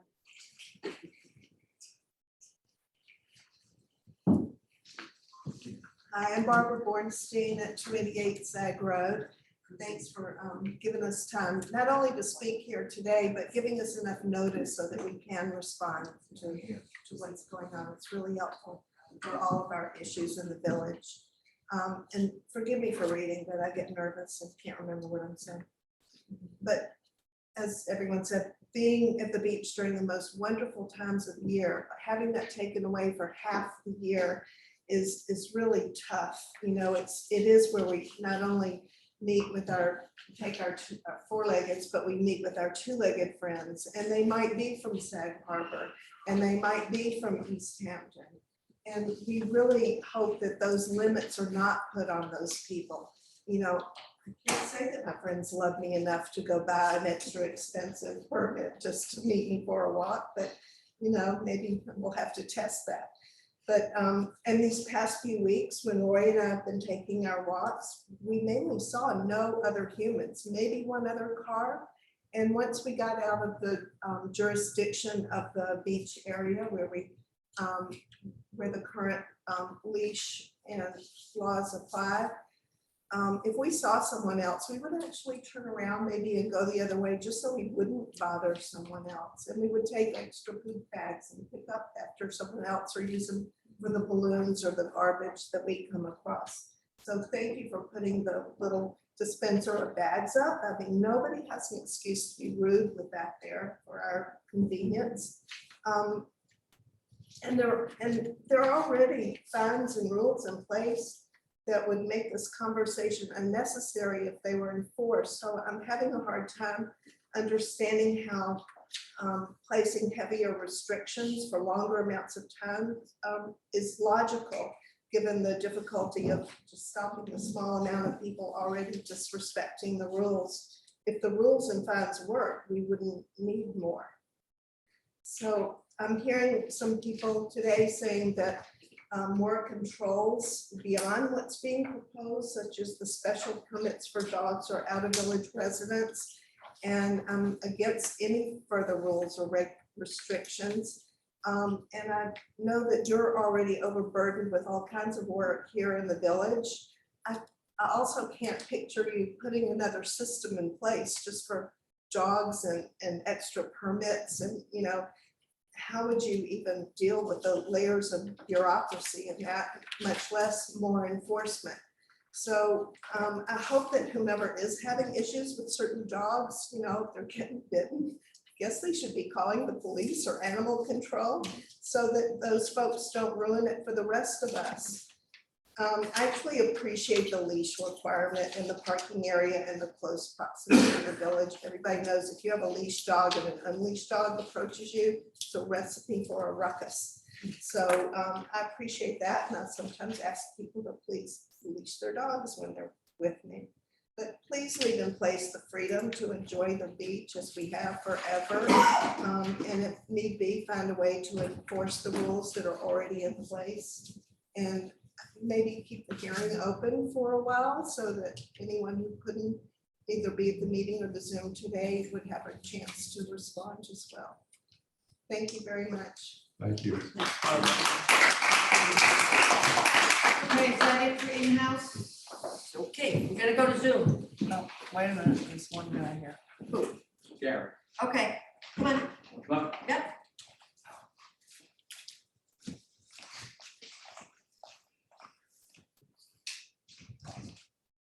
I'm Gary Sherman. I live at 639 Sagaponic Road. I've been here for about 30 years and I do have a dog. Love going down there. And I have noticed over the past year, especially in the wintertime, there's been a lot more poop than normal. So it's a problem. The question is, what's the best solution?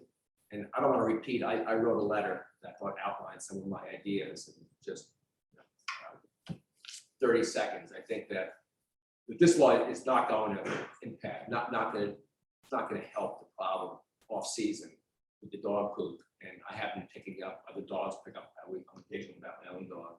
But I think that if we change the hours of parking, maybe it's year round. I mean, that would certainly solve a lot of problems. Okay, and certainly extend the hours. I mean, extreme case would be 24/7. All year round. You have to have that parking permit, and that would eliminate. I think that's the only way to enforce. In my own opinion, just the only way to enforce this is through the parking, not through the dogs. They can come from other beaches. They can, if they're going to not pick up, they're probably not going to bother with, with abiding by our rules anyway. But I have noticed that last one in particular was really irate, and I had to call the police a few times over these pop-up restaurants that are happening right at the beach at 6 o'clock, 5:30. You see you nodding, and I actually tracked them down, and it was a complete sham and fraud. And finally, it was a little scary. I chased them away and just called the police, and finally the police came. And there are people that come down here want to have their own barbecues and quiet time and with their families. We're on dogs. That's it. Okay, thank you. Okay, we're going to Zoom now. Suzanne?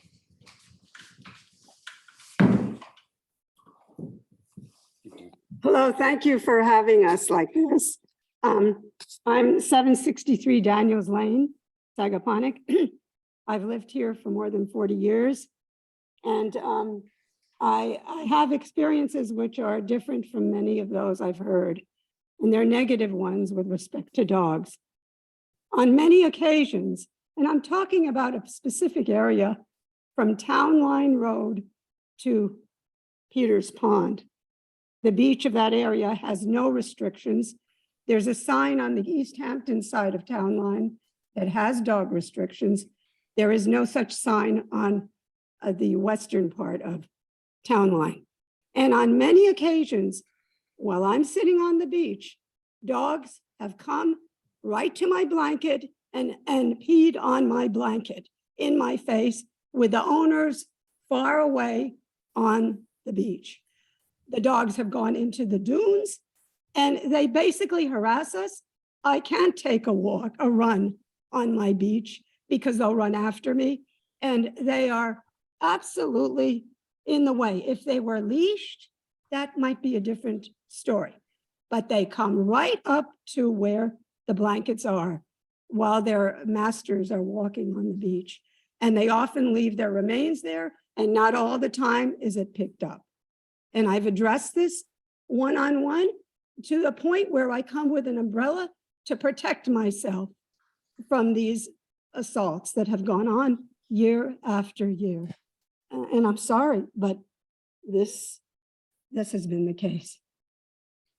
There should be some restriction and some sign.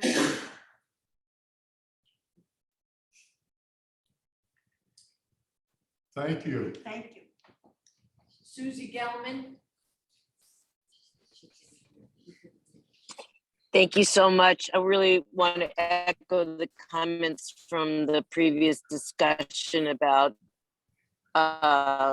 law number therefore want to appreciate, express appreciation to the trustees for this open hearing. My husband and I are at 137 Crestview Lane since 2011. And sorry, can you hear me? Yes, we can hear Rhoda, you. can you hear me? Are you talking to local law Yes, number no? 5 about the Can dogs? someone hear me? Okay, Susie, Oh, okay. Susie, Yes, can you hear me? I am. Okay, and I was expressing and you're talking to local law number 5, appreciation. correct? Yeah, Okay, go ahead. yes. I'm talking about law number 5. Okay, go ahead. Yes, correct. Yes, I'm sorry if that wasn't clear. I'm saying that my husband and I, we abut Gibson Beach. We're very familiar with its utilization year round. The fact that I was not even aware that there is a leash law tells you how much it's observed, which is basically, it is not observed. I also want to echo the comments of the previous speaker about dogs coming up to me when I'm sitting on the beach reading. You know, don't owners just let their dogs come up, whether I want their company or not. I'm not, which I think is a problem, people not cleaning up. And I guess the other comment that I just want to echo is this law has not been enforced. I don't know if enforcement is the answer or something more than that, but people do need to act responsibly, and they're not leashing their dogs. They're letting the dogs run free. They're letting their dogs poop and not cleaning up. So I agree. We should, you know, we are a unique village and have a wonderful character, but I think, you know, public security and safety is also an issue that you have to deal with. So thank you very much. Thank you. Blake Horn. Thank you. My family's been at 151 Sand Dune Court for a bit more than 30 years. And I do want to acknowledge what the last couple of speakers have mentioned, and that shouldn't happen. I do think it's much more the exception than the rule in terms of how most dog owners act. I've had the privilege of having 3 dogs throughout my life, and I find this proposal soul crushing, but I don't think that this type of prohibition that is so all-encompassing is an appropriate response to isolated incidents happening. The reality is we're all a community and we all have to compromise, and the compromise that dog owners have to deal with right now is the fact that you can't have a dog on the beach between 9 and 5 p.m. the year, which is a time that I think a lot of dog owners would be very, very happy to have their dog on the beach. So there's already a great compromise being made by dog owners.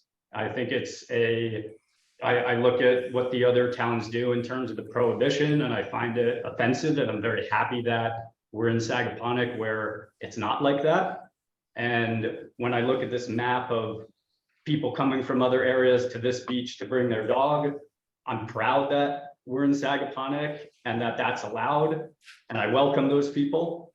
And so for those reasons and for all of the other reasons that I've heard so far, I'm strongly against making this change.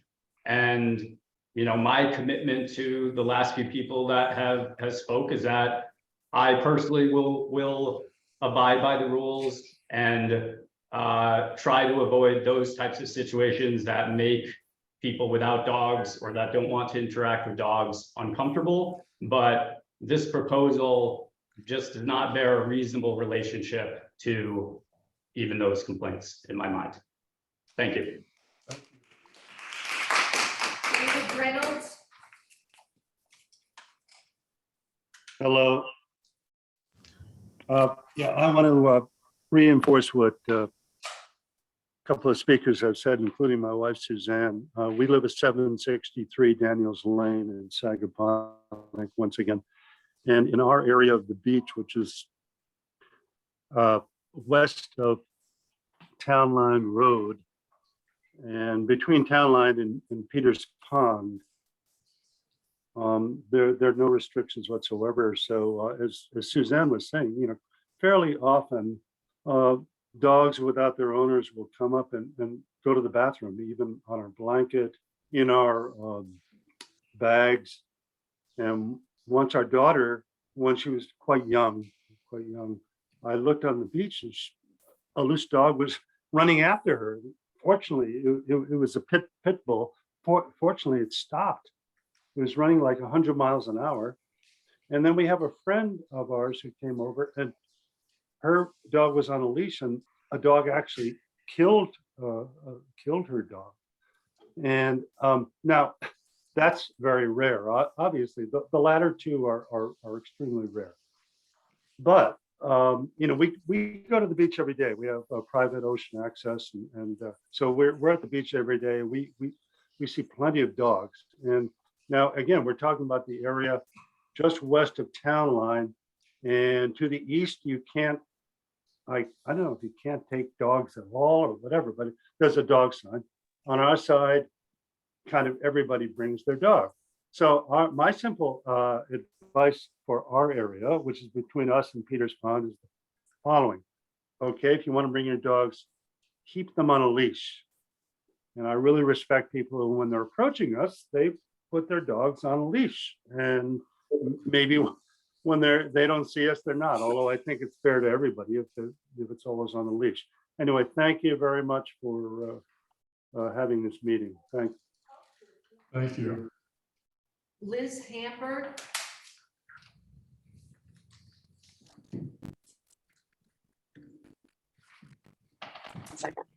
Yes, Excuse me. hi. All right. I Go meant ahead. to add that there should be a sign. There should be a sign. I'm sorry to interrupt again. A sign at the end of Town Line Road to that effect. Thank you. Hey, I'll be brief. I just want to echo what others have said. We're at 511 Sagaponic Road. My family, including Annie, our standard poodle, have lived there. Well, we've lived there over 35 years. She's lived there 11 years. And it is one of our great pleasures and a social activity.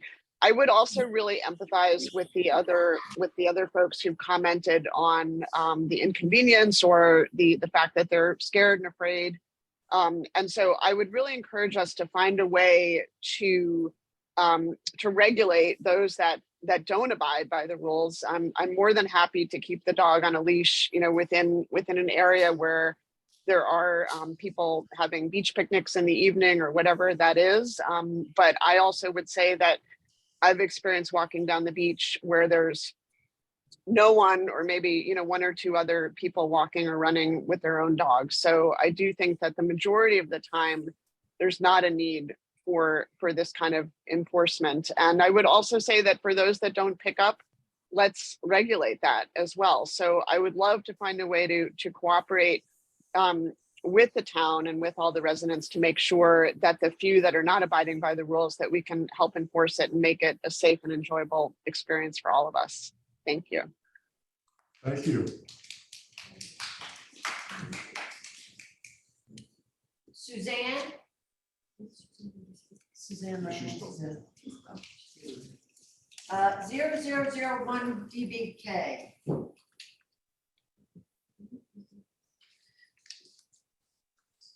It's their code name. Jeff Tannenbaum?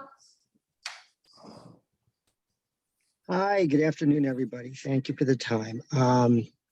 So I thought long and hard about this. For about 10 years, we had a black lab, and one of the most joyful things for our family, friends, and kids was to be on the beach with our dog. And I definitely also understand that the fear of dogs, there are people that don't pick up after their dogs. So I've tried to think about what are their compromises in the future. And it might be an interesting idea to put together a little committee of folks who a disagreeing on this and see if they can come up with some ideas. One thought that I had is from speaking to a lot of people, the general comment is that folks have thought that people who are not from the area are being less respectful of the rules because they disappear, they drive away. And I did some research and found that there are some towns in other states in particular that give seasonal dog tags. And I would, were to do something like that at some point, I encourage us not to charge more than non-residents. And a woman who runs, and she said it pretty much solved the problem because people just become responsible because they've got a colored dog tag. And if they violate a rule, then the tag goes away. If their dog is aggressive, they can lose it. So it seems to be a method for leading to much more compliance and easy enforcement, because the enforcement issue is really a, you know, the police don't want to go on the beach, which is good. And frankly, I think dogs should be able to be without a leash during certain periods. But if you have a colored tag, when a dog gets out of a car, when they walk onto the beach, an enforcement officer can find very, very quickly whether or not it's registered. So again, I would recommend more of a discussion amongst the different groups to see if they can come to a meeting of the minds and then maybe even present something to the town. But I think there are ways, because there are other towns and states that have come across the same problem and solved it to the satisfaction of dog owners and non-dog owners. And I've follow that path because it's a joy that's been at the beach since people have gone on beaches with dogs, and I'd like us to continue that. So I'm happy to volunteer and help out in any way to pull this group together. Thank you. Thank you, Jeff. Can I ask all of those Zoom attendees, if you want to speak, to put your little hand up? It's actually easier for me. So if you'd like to speak, put your hand up. I can see it on my screen and I'll call on you. Because I have 40 attendees and I'm getting, okay, David Shonkin. Hi there, this is David Shankin. I'm at 694 Daniels Lane, and Jeff Tannenbaum just stole my thunder. He said exactly what I've been thinking this whole time, which is that we should have dog tags for people and for Sagaponack residents. I've had a dog in Sagaponack for almost 30 years. I mean, we have a sign in front of our house that calls it the Bow Wow House. And there's nothing nicer, I mean, nothing more fun than bringing your dog to the beach. My kids, my wife, I mean, everyone loves it. I'm so happy to be on a Zoom call with so many dog lovers. I think one of the easiest solutions to this is to have Sagaponack sell dog licenses for all of the residences. I think one of the common themes of a lot of these conversations today is that a lot of the problems seem to be people who don't actually live in Sagaponack. We all love our town. It's one of the most special places anywhere in the world, and nobody wants to ruin it, whether it's a gate in front of a house or dog poop on the beach. And we all respect it. We all respect people who don't like dogs. People who live in Sagaponack, by my general experience with dog owners, is that they are very respectful to other people. And if somebody doesn't want to have a dog near them, they're not going to bring the dog with them. Somebody who's not going to listen to that probably doesn't live in Sagaponack. And let's sell dog tags. I know it's a pain in the ass for all of you who run the town, but it might be the best solution. Thank you. Laura White. Hello, thank you for letting me speak. I am a dog lover. I'm at the beach every day, pretty much with Dave as well. Excuse a couple of things. Just state your address, please. Laura White, 6 Lenwood Lane, Sagaponack. The way I can appreciate a person's fear of dogs, and I have been attacked by a dog at a public dog park in Southampton myself and gone to court. I understand that, but I do love dogs and I have never had the experience on the beach. But in reference to those who have, we have three beaches in the village of Sagaponack, two of which are restricted and do not allow dogs on for 6 months of a year. And to make the last remaining beach restricted, I don't understand the reason for that either. And I'm just saying there are two other alternatives for those who are fearful to go to. I don't think it's fair to take away our rights to the one that still remains. The other thought I had, most villages have their own village beaches and only village residents are allowed at them, or people who are renting could buy a pass to those villages. I'm for having a village beach, one that's Sagaponack residents. I think the dog tags are a great idea, but I don't know how it would be regulated or whom would be looking at the dog's tags on the beach physically. So I don't know how effective that could be. So I'm all for Gibson becoming our one and only village of Sagaponack Beach. Thank you very much. Thank you. Lynn Zeiss. Hi, sorry, I had to unmute. I don't want to take a lot of time. I just want to reiterate my support for keeping dogs on the beach. It is the pleasure of my life to walk my dog on the beach. She is well behaved. I've never seen an out of control dog on that beach. I do see poop occasionally, and when I do, I pick it up. And I think it would be a shame to take that away. So thank you. Nadia Sofer. Hi, I'm speaking on behalf of my husband and myself. I live at 76 Seascape Lane, Sagaponack. I echo the dog lovers, Lynn Zeiss's and others. We walk our dog. We don't see any problem. We actually see advantage and community minded and spirit. So I hope that continues, and thanks for your time. Marcia. Hello, can you hear me? Yes, go ahead.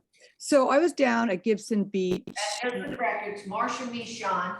Oh yeah, What's Marcia your street Michon address, Marcia? at 740 Sag Main Street. And I have dogs and I do keep my dogs on a leash. And so I do hear both sides of the story. And I was at Gibson Beach, like thinking about this problem. And on Gibson Beach, there are a lot of signs and the hedges are plant wild stuff growing over half of some of them. I think visually we could come up with a more effective, modern, clean message sign for keeping the dogs on a leash and picking up the poop, and whatever wordage you want to put it on there could be cleaner and bolder than the sign that's down there. And to the couple that had problems with the dog further down on Town Line, maybe these newer designed, thought out signs could be placed on those areas as well, reminding dog owners to keep them on a leash, because it is hard when they run off to pick up after them if you don't look. But the signage could be better. It's quite like hidden down there with stuff. And there are more modern, and in my chats, I put a dog link, a dog sign link. There's lots of different suggestions. You could go to many. When did this come out? They were ordered by FINRA on May 5th, 4 days ago. But David, could you mute yourself? I knew about it. So Marcia, are you finished? Yes, I just think we could redo those signs and put them in strategic places and look at some clearer, more modern, bolder signs. That's it. I'm finished. Thank you. William Crowley. Hi, let me turn on the, Put your video on, please. yeah, sorry. Thank you. Start video. There we go. So thank you for the time. I would say one of the earlier speakers mentioned there's already in a sense of compromise because you have the beach is not. Howard, could you just state where you live, please? William Crowley and my wife, Sean Crowley, and we're at 581 Parsonage Lane. Thank you. So echoing the earlier speaker who mentioned the fact there already exists a sense of compromise that the beach is closed to dogs between 9 and 5. The individuals that have trouble with dogs peeing on their blankets, and et cetera, they could go there between 9 and 5 and then go there in the off season if they choose to. But I think it's important that we continue to allow dogs to be on the beach. I would actually propose that dogs be allowed to be off leash in the hours before 9 and after 5. And I would say with respect to the signs, if we can do some tasteful signs, we have some really big signs. It looks like sort of junky area, Gibson Beach. So let's not go crazy and have billboards all over the place telling us 15 different things to do. Maybe we could have one easy sign. I don't think this is an issue where people don't know that they should pick up or don't know the dog should be on the leash. But I think it's very important that we continue to allow people to take their dogs to the beach. Thank you. David Reynolds? Yeah, thanks. My video's not working, but yeah, I just want to reiterate that I certainly think that it's reasonable to have a dog on the beach if it's on a leash. And I think I said that before. And again, we're down between Town Line and Peters Pond. And we're the ones who have experienced a lot of pee and that kind of thing on our blanket. So on a leash, it seems to me, is really the way to go, especially between the time between 9 and 5 on the leash with a sign there at the end of Town Line Road. Thank you. Mindy Gray?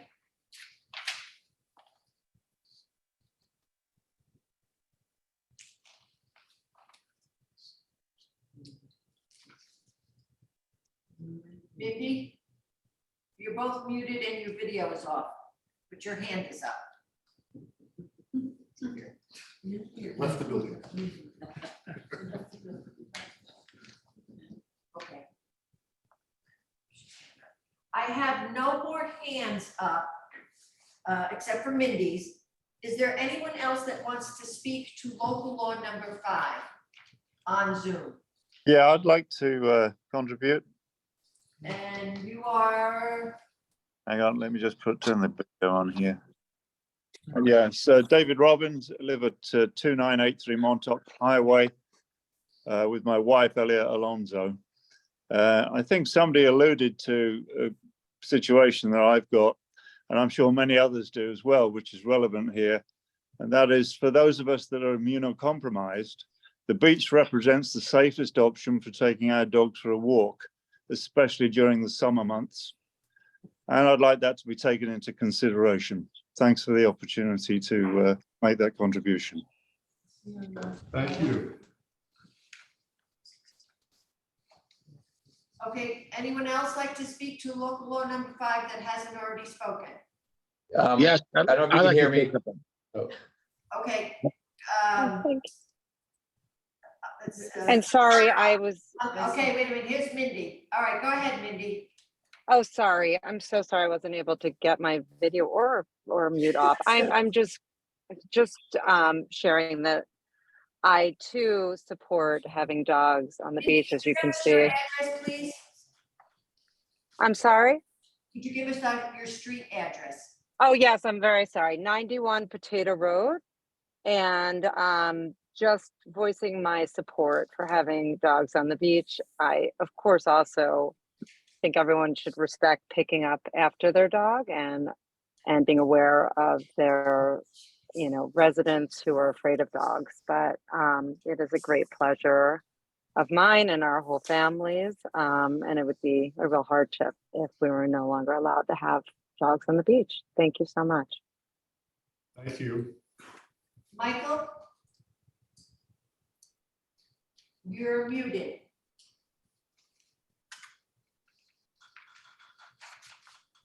He's talking. Okay. Parsonage Pond Road. Oh, there you are, Michael. Okay. State your name and your address. We can hear you now. No, we can't. Okay, you just went out on us again, Michael. Okay, he can't get it to work. Maybe he could write us a. All right, we can't hear you, Michael. Sorry. I'm gonna shoot us an email. We can't hear you, Michael. We're gonna go to somebody else. But if you want to comment, you can send me an email. Hello, may I speak? Okay, I, for some reason, can't get the video up though, but, okay. is Hold that on a okay? minute, Armin. Armin, hold on a second. All right, thank you. Mr. Murdoch, do you want to speak? Yes, you go ahead. Yes, 30 Hudson Yard. Hi, Bruce Beal again, 453 Parsonage, 441 Parsonage, and 519 Bridge Lane.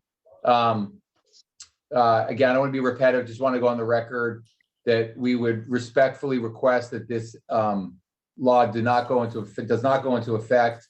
But we are, as owners of 3 dogs, we do understand all the issues that have been presented today, and we are supportive of rules that would help support homeowners and lack of dog waste on the beach, and dogs being respectful and owners keeping track of their dogs.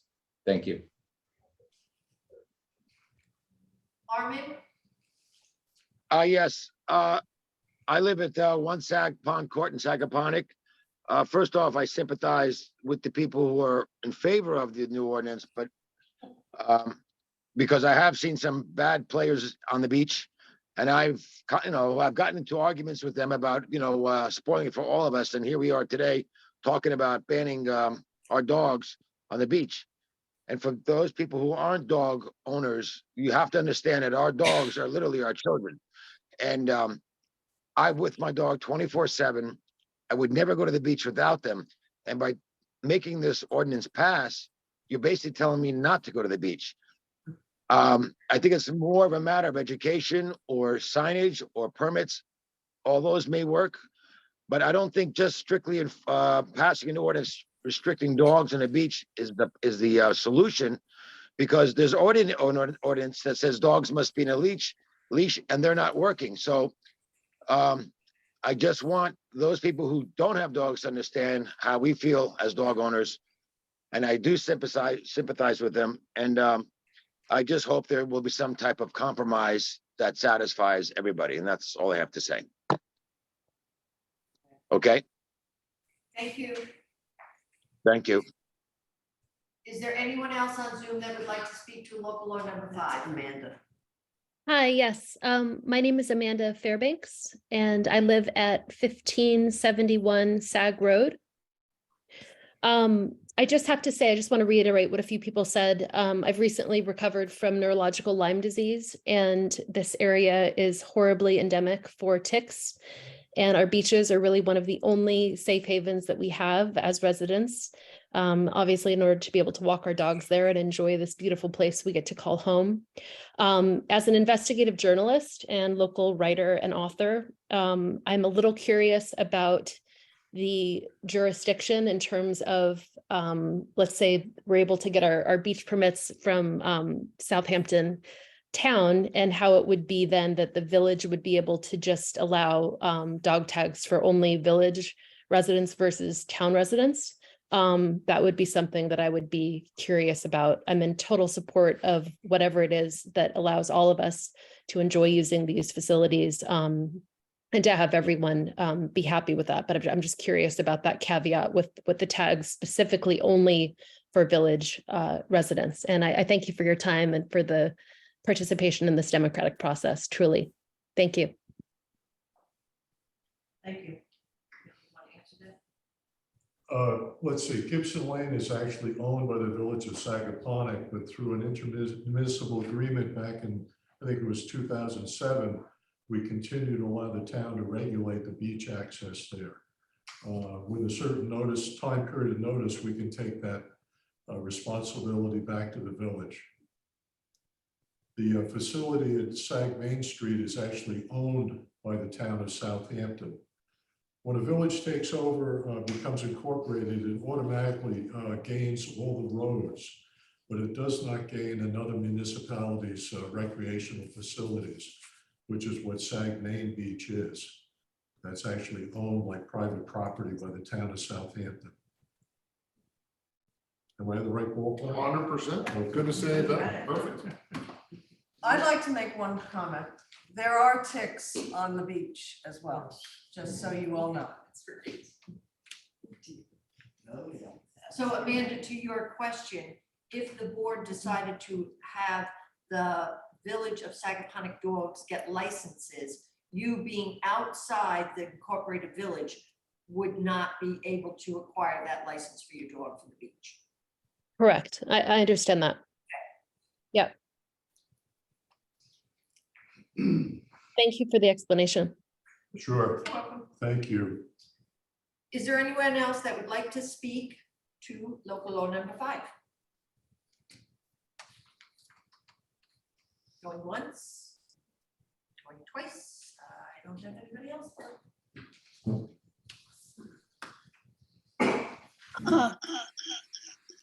Okay, I'll make a motion to close the hearing and leave it open for written comment for another 5 days. Is that okay? Yep. Second. All in favor? Aye. I appreciate everyone for coming. It's nice to have, to hear what people think. Very helpful. Many times we are alone here at our meetings. Well, when I say we thank you for allowing us to, because this really was interesting, and I think this will end up being. Okay. Thank you.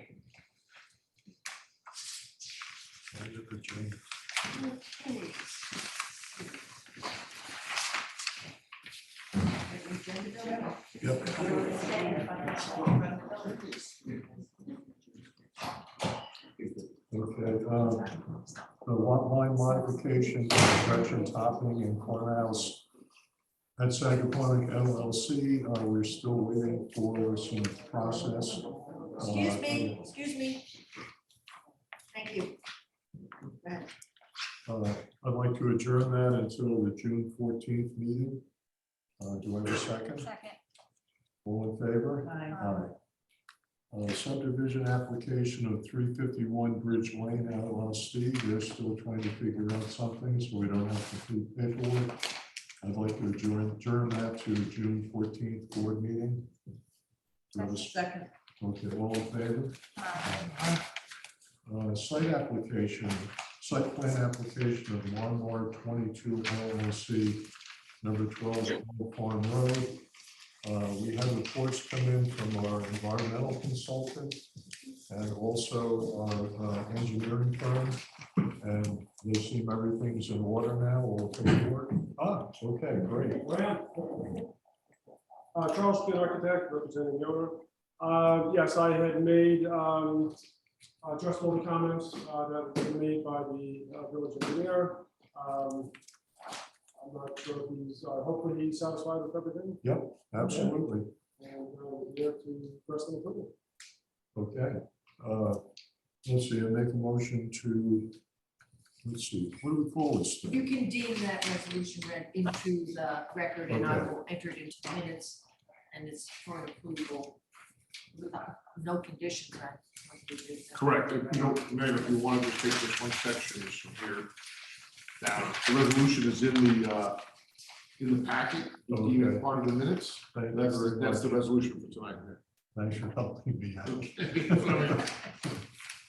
Now therefore, upon the due deliberation and hearing, be it resolved and found by the planning board that this application for the regrading of a portion of the property and certain proposed accessory structures, barbecue station, pool, patio, and patio by house is found to be consistent with provisions of section 245-67 and 245-66 of the code, and that the site plan application is approved as set forth in the site plan of Charles W. Kuhn, last revised April 23rd, 2023, and that the work proposed is consistent with the category of 6 NYC RR Court 617.5C, number 12, which defines the proposed improvement as being within the type 2 action classification under the State Environmental Quality Review Act. I need a second on that. Somebody want to second that? Okay, all in favor? Aye. Thank you very much. Super, have a great evening. Okay.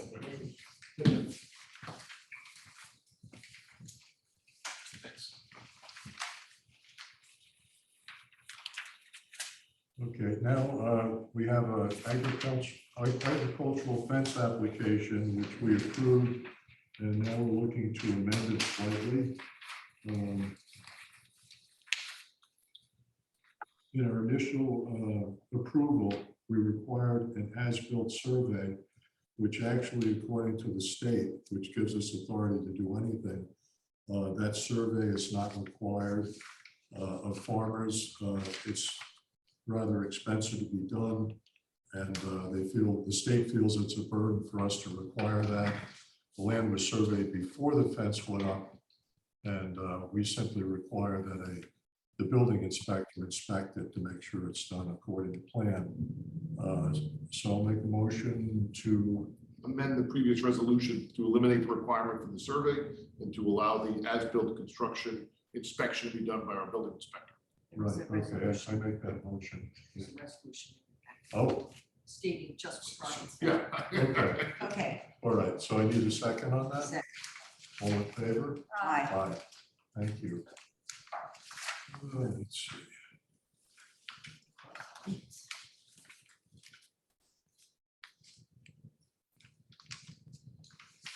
Let's see, minutes, they're not ready. Correspondence, I think we're going to skip over that because of the lateness of the meeting. Yeah, there's nothing on there till they Yeah, address okay. tonight. Traffic calming, safety measures, letters from residents. We had letters, I think some people wanted to speak up on Sag Road too late for this paving project, but was there anything else? Okay. Repaving, I think they finished the asphalt and they're gonna do the edge of the road and certain driveway approaches and white lines next week. New business, Charles Galanti Incorporated request to have existing fence and driveway columns at 193 Sag Main, Maine. Is there someone here? Ah, okay, Do you want me to get out? sure, yep. Hi, my name is Lauren DiPaolo. I'm the owner of 193 Sag Main. I'm in the process of selling and the closing date is May 24th. I bought the house with these, I mean, if you look at the survey, I don't know if you. Yeah. Yeah. No, we have. I mean, maybe it's 6 inches. It's been that way Well, since, it's close to 4 feet, part of it. at the Forest South part. Yes. It's been that way since like 1924. I mean, No, I remember when the fence really, was because put up. my oldest surveys are from 1989 when Virginia Gordon Yep. and it was the same then. So what do you want me to do? Take it down. Yeah. I can't take it down or I'll lose my sale, so I can Well, move it then. move Yeah. the part back. Yep. Do I have to move the piers as well as the fence? Because the Yeah, piers. looking at the survey, there's fence around almost the whole property, I think. That's a different fence. Yeah. Well, no, what this I'm is just getting the at, what I'm white getting fence. at is Yeah. that where you adjoin every other property, the fence is on your property. Correct. But when you join the village property, every part of it is placed on the village right of way. Actually not. I looked at, I've had a copy of it. Okay, well, this, We have it in front of us. at the north Yeah. end, it's exactly on the line. I mean, I have no idea. Yeah. I've had like 5 CMOs given to We've me. been on having a property. lot of problems with encroachments on the village right of way. Yeah, no, I, And so it comes up because you're selling right. and you have to move it. But I've had like 5 It doesn't CMOs matter. around it. I It- mean, it when I've doesn't done other matter. things. You cannot claim our property. And even if somebody I'm else pulling a did, tree, you know. Thank you. I feel bad telling you that, but it's simply, it's somebody else's property. And that's just the way it is. You know? So you're okay with my just moving them? Yeah, oh yeah, you have the right to, yeah. Done. Okay, sorry to give you bad news. Yep. And you were very patient. Oh, You waited a long time. You were in the front row. I recognized you. You were very patient.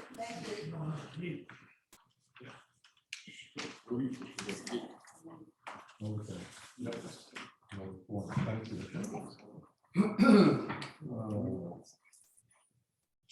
Tree committee spring maintenance proposal, that's all necessary things. I think That's it's what, been, yeah, going through with the committee, Yep. Marilyn was involved in it, so, yeah, that's. okay. We're recruiting that right now, or are we doing it next You week? can do it next week, I'm sure you're not gonna do it before then, so if you wanna wait Okay, till. we'll put it next off week, and that's we'll fine. get to, Yes, that's fine. Bill. Joseph, this is Krista Farrow from the old stove pub. We've seen you before. Yes, you have. Hello, Hi. we know what you're asking. How are you? Thanks Good, for how are you? seeing me. Welcome, spring. Yes. I mean, you've heard my speech Yeah. before, so, you know, I would, I'd like to put my tent back and possibly address this next year as maybe some kind of more realistic solution to having some outdoor space. As you may know, I am probably the worst landlord in the planet, but you know, the tent provides an area for people, families to enjoy outdoor dining in a spacious and open environment. I don't want to say that it's because of COVID, because it really isn't. In all honesty, it's because I need the seats, I need the space. It's fun to be outside. It's fun to be outside. We do the kids' night and in conjunction with a teacher from East Hampton who does, you know, music lessons, face painting, and, you know, I have 30, 40 kids there. It's a family place. I think I've been doing a pretty decent job adhering to all the requirements of the village and maintaining a good and respectable restaurant. You have. I mean, we've seen you year in, year out, and many of our families have been there, as well as we've used you on one of our meeting days as our luncheon areas. Not the Well, I tent, mean, but. thank you for that. It's just really hard to maintain that place, you know, with too much real business. So it's actually a shame. I mean, I try to stay open and do things. I have a $10 night. I mean, I try to do like as much as I can, but I need to do the business essentially in 11 weeks. What I can't size even is say 15 anymore because, you know, we have the junior shop. What size is the tent? It's the same as the last 2 years. It's 30 by 50, put in the same exact place. It's clear. It's, you know, it's not a nice word. And it's Yeah, actually I know. quite pretty because I put a lot of plants and flowers around it and things like I think you're speaking to a very supportive group of people. that. I know, but it's good to like talk about it. And Yeah, see no, you we're guys. very happy with what you've done previously, and we haven't had any complaints that I'm aware of. Unless I'm being senile here. No. No, Rhodey would tell me. I mean, That's true. we do speak on a regular basis. So what do we need to do to approve this? Just say yes. Oh, And he oh, needs it by May 15th, Because so we have to approve it today. Yeah, okay, that's fine. What the code allows. Okay, well, I'll make a motion to approve it. Second. All in favor? Aye. Thank you. A long wait, but, Long way. Well, what? Long long wait wait for for a you. yes. To put it up, well, my daughter's having her speak. 60-year-old birthday party. And we want to have some face painting, so. There you maybe I could go. get it up. There you go. You better get on it, Joe. I didn't mind sitting through, Right now. you know, do I have 1 minute off the record? What? No, we are on the record. Ah. Just a minute. At the end of the fiscal year meeting, do I need to do 10 days on that? No, it's not a public hearing. No, So, okay, good. You can put that to next week, the next one. yeah, for the final budget adjustments, yeah, you're good. oh, so that'll be So we for, can do, address that next week. I still have and to. that's, let me see, May 7th? Just budget wise, Rhoda, you know, Yes. budget hearings this year, okay. Hearings are different. I got it. Yep. Yep. So that's for May 17th then, is that it? You can put it after next week, yes. Okay. Oh, we need to approve it. Ah, Yes, so it's We're not having- right here next week. Okay, gotcha. Thank you. Good luck. Let's see, financials, board reports, put everything on. Yeah. Public input. You have two people from the public. Only people Oh. on Zoom. Okay, How many? 9. Where do you see well, is there anyone that? You were else? looking there. You got a cheat sheet. You want to see if there's anyone else to speak? Is there anyone else who would like to speak? Karen, just shows up, anything else to say? What's that? Sister, Yeah. is there anything else to say? Bye, bye. So nobody on Zoom wants to speak in our public input? Okay. There you go, Bill. Okay, make a Thank you for motion, coming. make a motion to adjourn. Second, we got a second, all in favor? Bye. Okay. Now we are ending this meeting, ending.